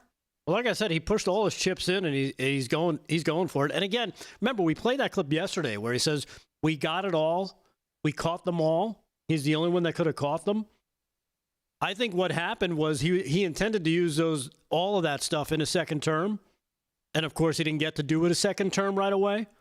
So he took it with him. That's what they raided his house looking for. And now he brought it back. And this is what you're seeing. Well, he's right, obviously. And we've said this, that 47 is much more consequential than 46 ever would have been. So, I mean, if there's any silver lining, having gone through what we went through for 4 years, it's that 47 will have a much longer lasting impact on the health of this country and the preservation of our constitutional rights than 46 probably would have had, just given the circumstances. And Damon, you'll be happy to know that he does mention the Horowitz report. I got that clip because I knew you were talking about the Horowitz report and how that was overlooked. All right. He makes a big mention of it. More coming up here on Movie Night, live from Studio 6B, 13 past the hour. We'll do that when we get back.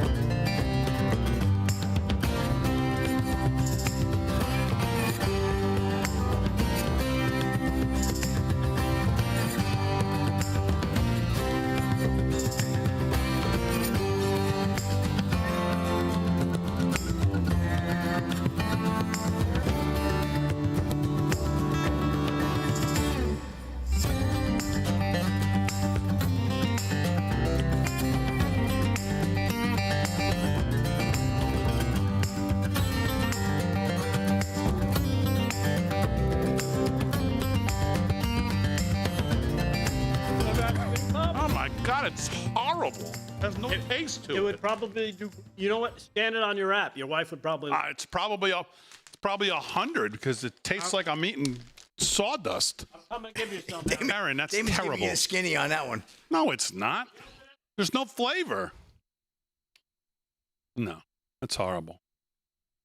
Ugh. Oh.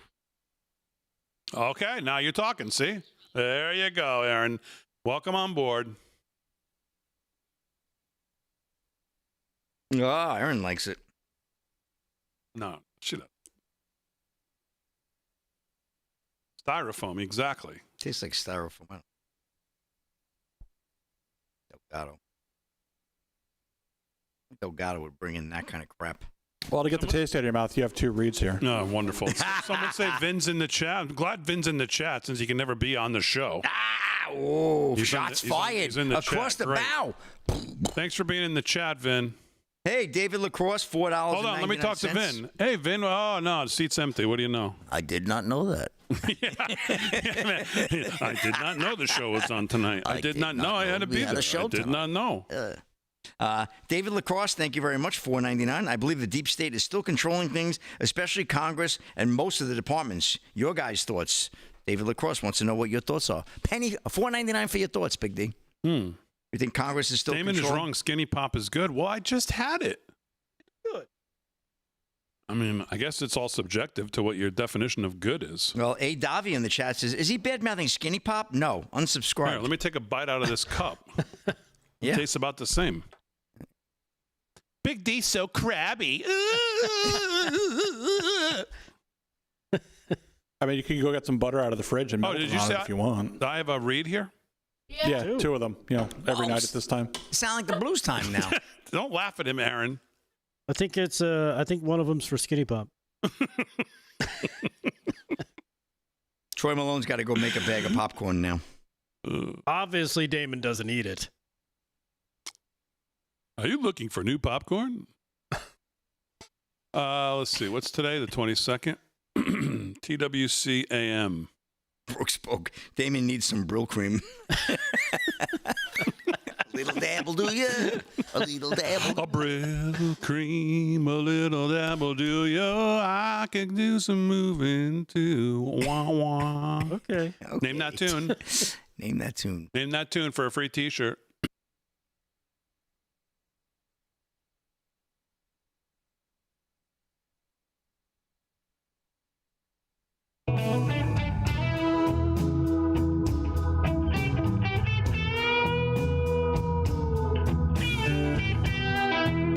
Sound like the blues. 417 Raiders. Free T-shirt. You got it, Pencilton Mustache. Very quick, very good. 417 Raiders.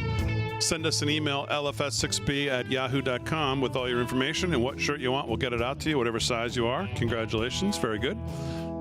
Could be a new segment here. Damon sings during the break, and people choose what song. I like that. I like that. That could work well. What am I doing here? AMAC? AMAC and Wellness Company. Well, let me talk to you about our friends at the Wellness Company. A new administration in Washington, D.C. has brought a lot of positive changes when it comes to fixing our broken healthcare system. But the reality is, however, that there's only so much the government can do. And if you really want to make America healthy again, it's going to start at home with each and every one of us. And that's, of course, where the Wellness Company comes in. You see and hear from the Wellness Company doctors all the time on RAV, and you know their products are the gold standard for keeping you and your family safe and healthy. The Wellness Company gives you the opportunity to make sure you are prepared for whatever happens with their series of prescription medical kits that contain an assortment of life-saving medications and guidebooks to assist in the proper use of these medications. Additionally, the Wellness Company offers a variety of products, from parasite cleanses to methylene blue to weight loss and so much more, that can help you stay healthy and live a longer and more satisfying life. Make America Healthy Again starts at home. Do your part and protect the health of you and your family right now. Go to www.twc.health/voice today and order. That's twc.health/voice. Use promo code VOICE at checkout to save an additional 10%. Go right now, www.twc.health/voice. Use promo code VOICE to save an additional 10% over with our friends at the Wellness Company. Well, you know, it's America's birthday, and here's what we're going to do on 6B. We love the fireworks, the parades, the red, white, and blue, but the real way to celebrate is to stand up and fight for the country. That's what we try to do every night. And that's exactly what AMAC, the Association of Mature American Citizens, is doing every single day. They're leading the charge to defend faith, family, and freedom, and of course to push back against the nonsense that's trying to tear the country apart. And right now, AMAC is making it easy for you to jump in and help. In honor of Independence Day, you can get 5 full years of AMAC membership for just $35. 5 years of AMAC membership for $35. That's 5 years of the magazine, exclusive discounts, free resources, but most importantly, 5 years of being part of a national movement that's got your back and believes in America. Don't sit this one out. Go right now, amac.us/studio6B, amac.us/studio6B, and join AMAC today. You can celebrate the great nation, protect it, but you could do it together with our friends from AMAC, amac.us/studio6B. 20 minutes past the hour, live from Studio 6B. Let's do some more of the greatest headlines in the world. And here with that is Rick Delgado. What else we have from this amazing presser today? From this amazing presser, of course, Donald Trump didn't leave anybody out. He pretty much went scorched earth on the previous administration, all the deep staters that you could imagine, naming names and, kicking butt. Here he is on cut number 8, where he calls out Hillary Clinton for the paid phony report.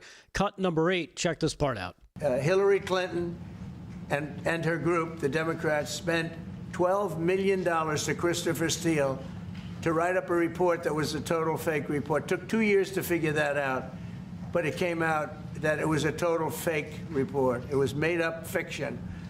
Yeah, and here he is with cut number 9, where, again, he names name. And again, this is unprecedented. I don't think we've ever seen a president actually go ahead and, basically call people out by name. Usually they're much more cagey when they're, alluding to things. Not President Trump. He's it's basically gloves are off, let's go. He wants it MMA style. Here he is, cut number 9. Check this out. No, we caught Hillary Clinton. We caught Barack Hussein Obama. They're the ones, and then you have many, many people under them. Susan Rice, they're all there. The names are all there. And I guess they figured they're going to put this in classified information and nobody will ever see it again, but it doesn't work that way. And it's the most unbelievable thing I think I've ever read. So you ought to take a look at that and stop talking about nonsense, because this is big stuff. Never has a thing like this happened in the history of our country. Yeah, he's right. Never has something like this. See, all of that, when I hear him, I just 2016, 2017. Right. Not 2020. No, he's not talking about 2020 there. He is talking about what they did from the time he won the election in 2016 throughout his entire, throughout the transition, and then of course how it carried over throughout the entire first term for the president. Here he is, and again, Damon, you'd called this out about the Horowitz report. Here is President Trump making that exact case as well. Here he is, cut number 10. Check it out. Everybody should read the Horowitz report. Unfortunately, Bill Barr didn't use it, but the Horowitz report, not appointed by me, it was a report on Comey and the FBI. That report has gotten lost, and it shouldn't be lost. You should all go back. It should be mandatory reading. Go back and read the Horowitz report on Comey and his cronies. Yeah. It's amazing. Molly Hemingway today over at the Federalist, and this is kind of similar to what Megyn Kelly covered with Matt Taibbi.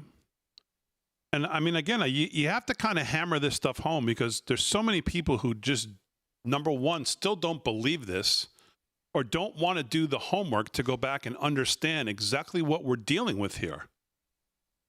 And Molly Hemingway really nails this today about what happened in that room when top officials working on an intelligence community analysis about Russia's interference into the 2016 election were overruled by CIA Director John Brennan. According to records exclusively reviewed by the Federalist, the records are related to ongoing criminal investigation into Brennan and other top intelligence officials for their roles in launching the Russia collusion hoax. This dispute was over the key judgment in that room in a January 2017 intelligence community assessment, ICA, that Russia had interfered in the election specifically because Putin and the Russian government, quote, aspired to help President-elect Trump's election chances, end quote. The senior intelligence officials pointed out the lack of evidence to substantiate that claim. Quote, we have no intelligence to directly support this aspirational point, said one member of the small group of individuals working with Brennan, FBI Director James Comey and DNI head James Clapper, on the assessment of Russian activity in the lead up to the 2016 election. So what the Democrats in Obama's office, maybe not as much him, I don't think we're going to hear from them that much, if any at all, again. But what they're going to do through their talking heads is they're going to try to parse and play word games with that exact point. No, it was very clear. You're already starting to see it. It was very clear that they're going to play word games, word parsing, word language games with what they're talking about to try to talk around that main central point, which is that they knew they did not have the pretext to go do what they wanted to do, which was to hang this around Trump's neck and say there was some kind of backdoor espionage, computers talking to the Kremlin, backdoor out of Trump Tower, and all the nonsense we went through. When the plain fact was that the IC came to them and said, it's not there, guys. And they said, well, hold up on that. We're going to have to come up with Plan B. Right. And Plan B was started to be leaked before they actually had Plan B. And Obama went in the press briefing room and talked about it like it was fact. And many other places he talked about it like it was fact. Well, we don't believe the CIA, the FBI. We should start listening to our intelligence community, he says. So now, come on. All right, a little more from this, more sports and news when we get back right after this on a Tuesday live from Studio 6B.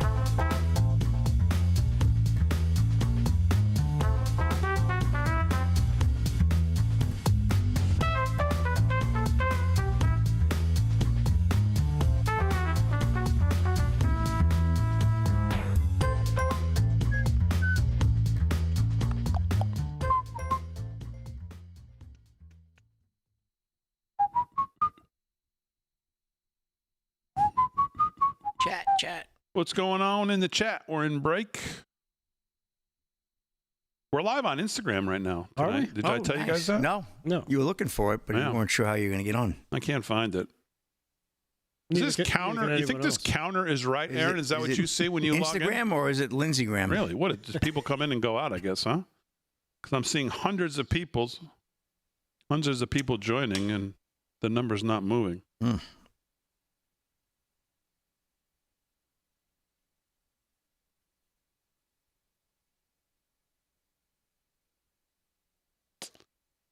Mine just shows me Delgado, so I'd probably pop in and out too. Oh, there we are.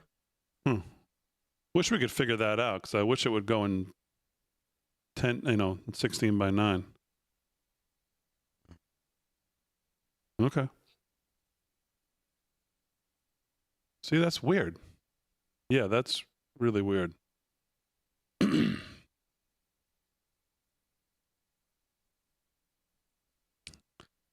Oh, I see on Instagram, not a doc is in the house. Thank God.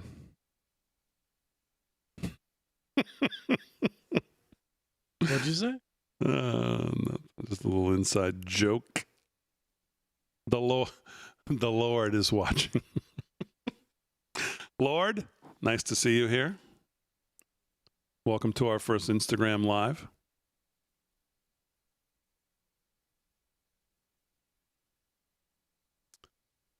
What else is going on in the chat?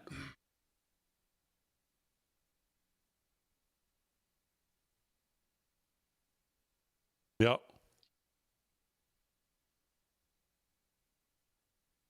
A lot of people talking about Ozzy. Yeah, we actually haven't even mentioned that yet. We really got to Big talk about loss that today, you know. Yeah. Man. Black Sabbath, right? What do you? I mean, Oh, like you man, said Black earlier, Sabbath. would they have been rock and roll? Oh, I you mean, know, come someone on. sent me. Let me pull this up. Someone We sent can't me- obviously we can't play his music on here. No, I mean, even though we have a crazy train every other night here, but that's another story. that's Off the rails. that is absolutely true. Where did this person send this to me? How much time I got? 15 seconds. Oh, you old day.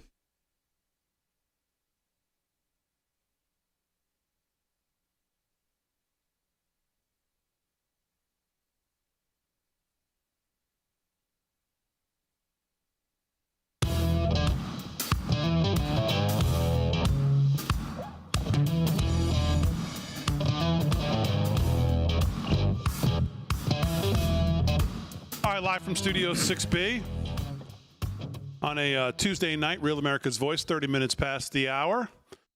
We haven't talked yet about Ozzy Osbourne passed away today, shockingly. And I guess when you say that, you kind of think shockingly. He looks like he's been dead for 40 years, but obviously his health was had a lot of struggles in his life. I mean, he looked like he was in rough shape when he was doing the MTV show back in the day. I mean, sure.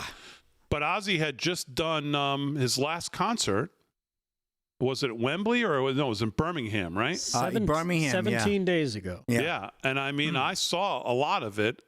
And I have to say, I mean, I thought he sounded still pretty good. He did. Yeah. I mean, Black Sabbath, obviously rock icons, changed the landscape, created the landscape. They did. Really, for rock, for No rock, doubt. rock music. I mean, just what could you say about Black Sabbath? Without no Black Sabbath, there's no. I mean, go through the list. Obviously. Yeah. And I thought this was pretty cool. Who did I just say sent me this? I forgot already. Blackout.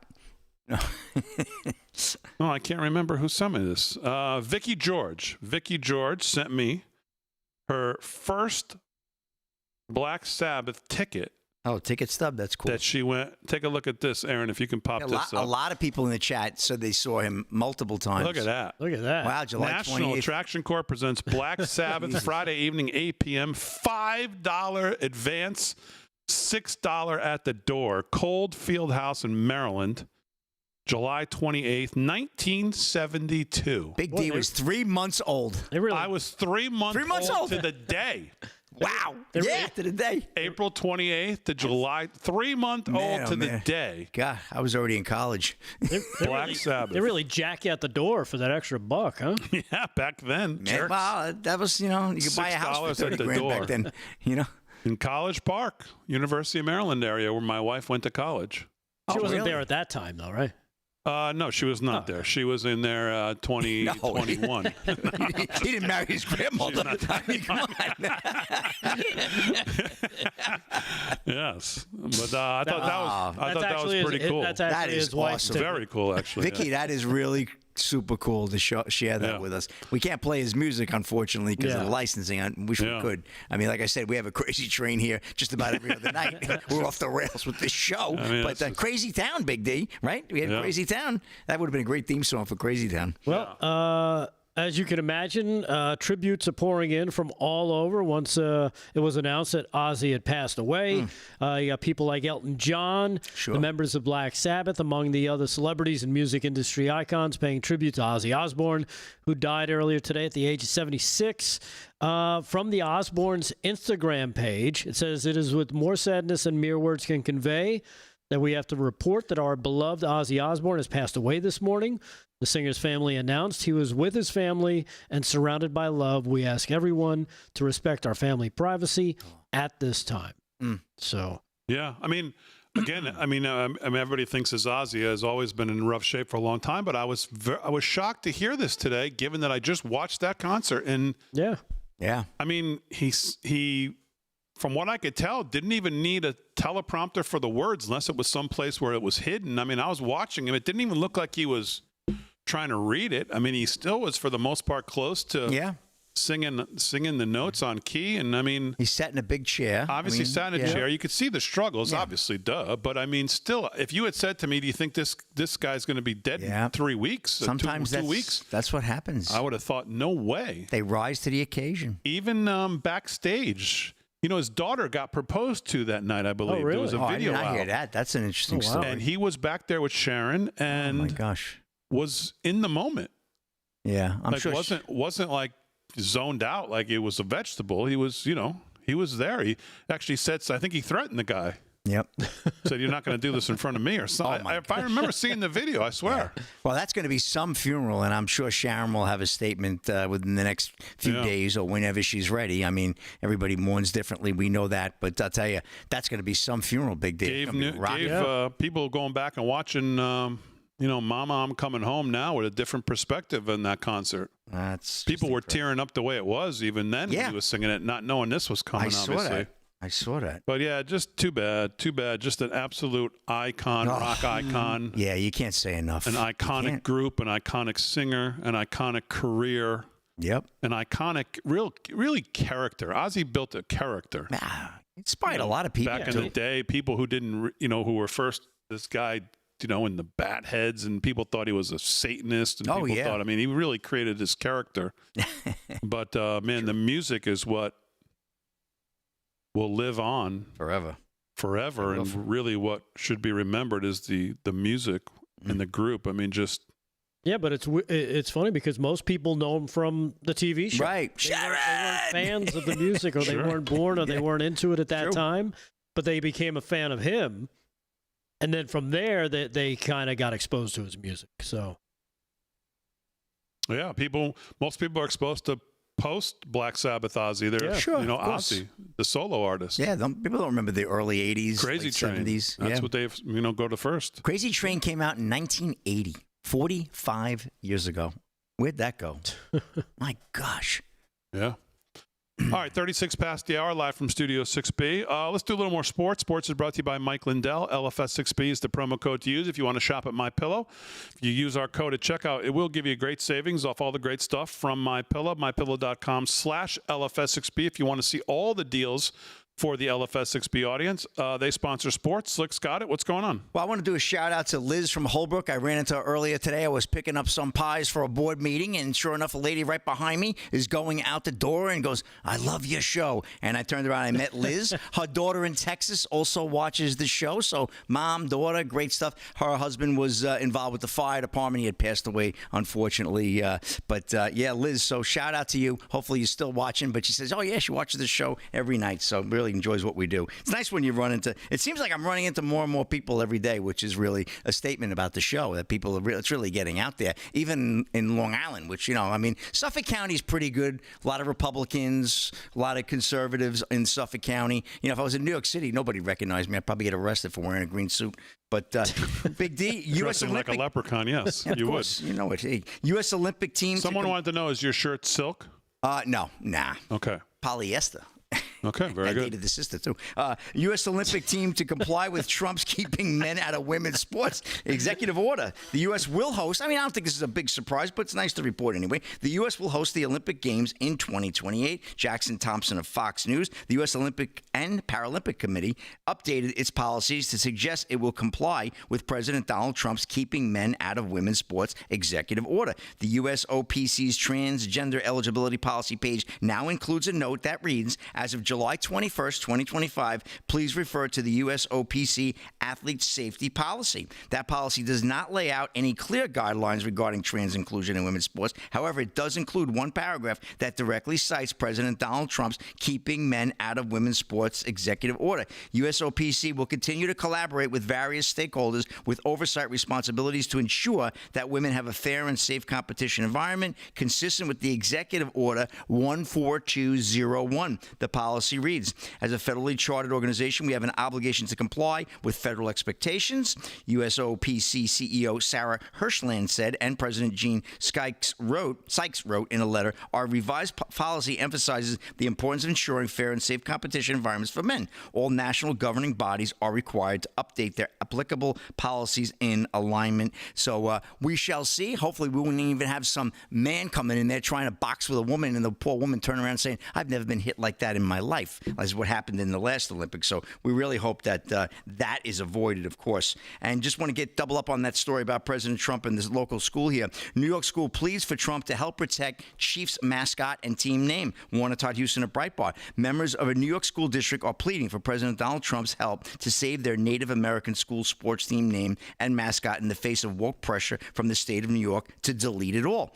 The Massapequa School District on Long Island is under pressure from the state to eliminate its Chiefs team name and Native American names, but they are asking Trump to protect their school tradition. District officials are asking the president to sign an executive order to protect Native American imagery for schools all across America. It's about not erasing, but instead educating about Native Americans and keeping them on the forefront, said Massapequa School Board President Kerry Wachnice. School Board President, finally, according to the New York Post. It's the battleground here in Massapequa, but this keeps popping up all across the nation of state education departments banning Native American mascots and team identity, she added. So on a national level, you got the president right now, of course, telling the Guardian it's time to change their name, right, and trying to get rid of all these commanders and all this wokeness. And who knows, maybe he will really broker a deal with that stadium where they're going to have to comply if they want to get any federal funding or permission to utilize that stadium in D.C. for the Redskins, I should say. So I hope that does work out well for them. So I just wanted to get that story into Massapequa, Long Island School here, fighting to keep their name. And the Chiefs, I mean,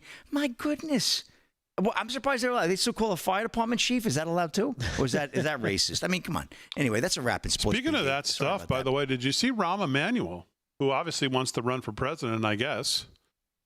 He did an interview with Megyn Kelly. And Megyn Kelly did what she called kind of like a quick kind of, whatever you call it, a speed round deal. Yeah, exactly. Speed round. And he said, okay, yeah, sure. She said, can women become men? And he went, can women become men? She said, yeah. And he went, no. And she went, thank you. And so I don't know where Rahm thinks he's running, if that's going to be his platform, which obviously is pretty much common sense. Maybe he's running a platform of common sense. I don't know. But he will not be welcomed in this party. As he said afterwards, jokingly, I'm not going to go enter the witness protection program. Because that's how much lunacy you have to subscribe to run in the Democratic Party these days. But Rahm seems like he's thinking about running.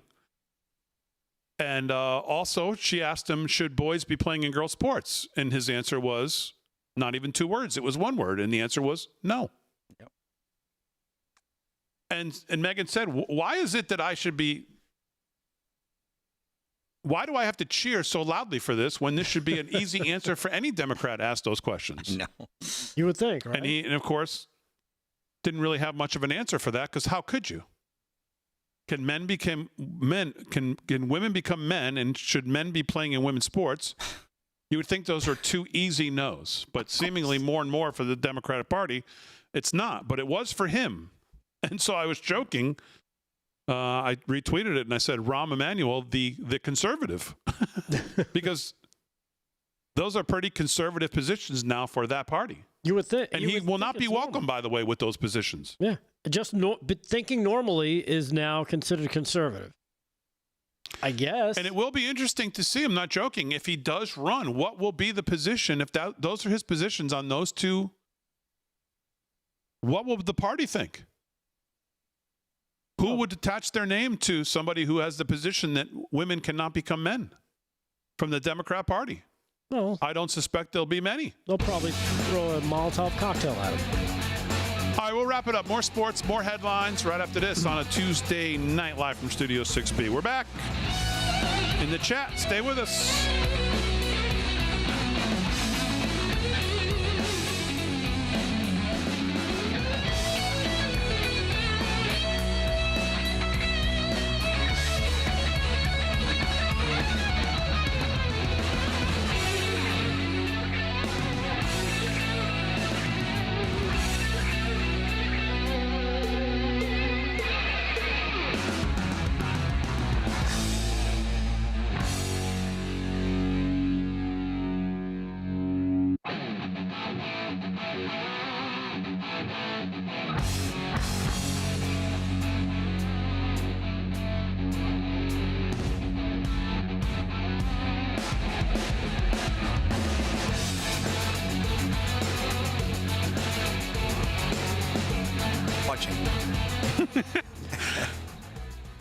Let's see here. I'm jumping into the Instagram chat. I want to get in the Instagram chat since we're live on Instagram tonight. Is there an Instagram chat? Yeah. Stop. Yeah. I have it because I'm obviously the moderator for the streaming, so I can see How the many comments. Instagram followers do we have? Like Jethro 9,000? TXK in the Rumble chat. Rumble chat says, "Yeah, We don't jam it, stream Fran." there, though, you know? We've never streamed there. No, my wife streams from Tonight's there. the She first loves it. time. My wife loves Instagram, obviously. Randy Powell in the Instagram chat says camera work needs to get better. Really? So I don't know if I guess he's referring to us. 1, 2, 3, 4. We have 5 lockdown cameras on sticks. Randy thinks that camera work needs to get better. Maybe he wants to come in and run the gym. Well, if he's seeing the vertical only that I'm seeing, he's probably not seeing very much of the show. Oh, maybe he's not seeing because he's not seeing 16 by 9 because of Instagram's stupid whatever they're doing. There you go. That's probably what it is. All right, Probably got a point. You're not hired, Randy Powell. You're fine. Oh, you're all right. I mean, he can come and work for free if he wants. Yeah. You want to work? I'm going to let that balloon keep going. Oh, you mean like the other kids? Let's get the gym shot that Instagram won't even You take. could be like Harry, an eternal intern.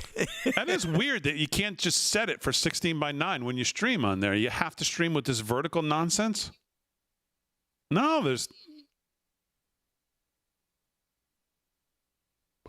that's where I'm in. That's where I'm in here, and there's no setting for it.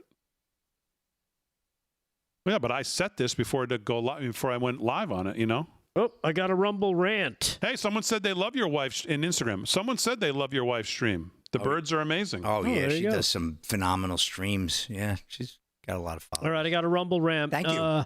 12 Mai Tai Todd for $20. Believe it or not, it says leave Big D alone. Thank you. Who's that? 12 Mai Tai Todd. I'm going to have 12 Mai Tais by the time I get done reading all the comments. Everyone wishes they had his vast knowledge, great hair, and spot-on opinions. well, wait a second. Nobody wishes. I have no knowledge. What are you talking about? He also says my T-shirt size is XL. Oh, by the way, speaking of we T-shirts. got shirts. Yeah, what do I look like? Who is it? Hey, what's the name? Not Sherry Merrill's. You know. Yeah. You'll go. Is it Sherry Merrill? Oh, you want me to get the shirts? I'll get them. Someone sent us a package we got today. Sherry Merrill. Right? I think it's Sherry. Is it Sherry Merrill? It's the name's on the package there. He's always complaining. Well, if I threw it out, then you're not going to get the name.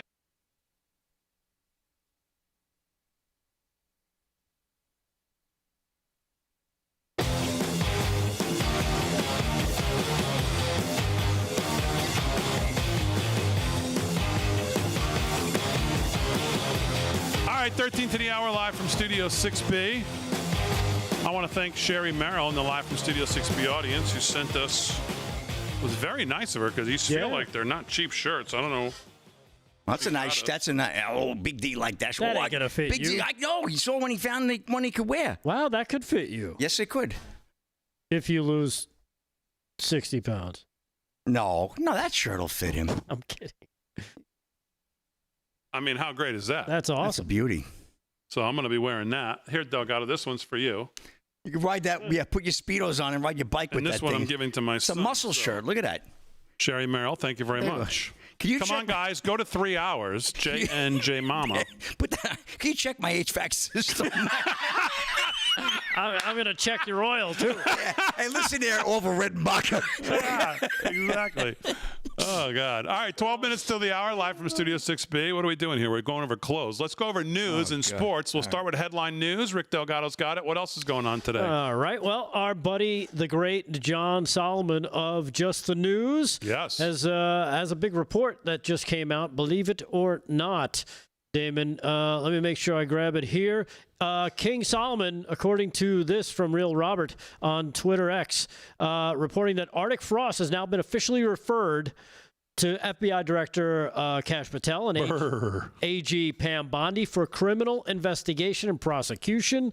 Senator Chuck Grassley and Senators Ron Johnson via whistleblowers confirm a criminal conspiracy between the Biden White House, the FBI, and prosecutors for Special Prosecutor Jack Smith. Here is John Solomon making that announcement today, cut number 3.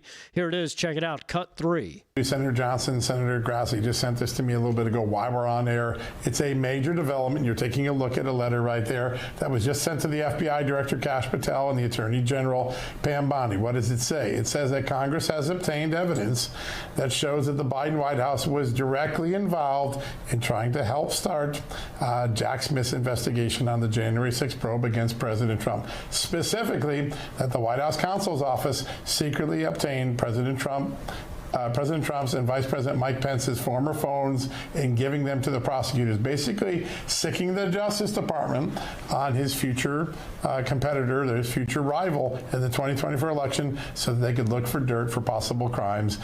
There's a lot more coming in. There's a lot of other evidence as well of the White House involvement. Remember, 2 years ago, we were the first news agency, right here, Real America's Voice, Just the News, to report that a White House counsel was directly involved with this investigation. Now, more details, including getting... Can you imagine this? You're the Democrat president and you go get the old Republican's phone for your prior president and send it to the Justice Department. That's what Senators Johnson and Grassley were able to confirm tonight. It's in that letter. Keep an eye on justthenews.com. We're going to get you up to speed on that all throughout the night. A lot more development. Yeah. So there you have it from let's John make Solomon. We can shorten up that letter. The Biden White House was involved with everything. Everything they were involved with. Not Joe Biden, because he didn't know what day it was. Susan Rice, Valerie Jarrett, all the Obamaites that were still around, all of them were involved with everything. We went over the letter about parents at school board meetings the other night.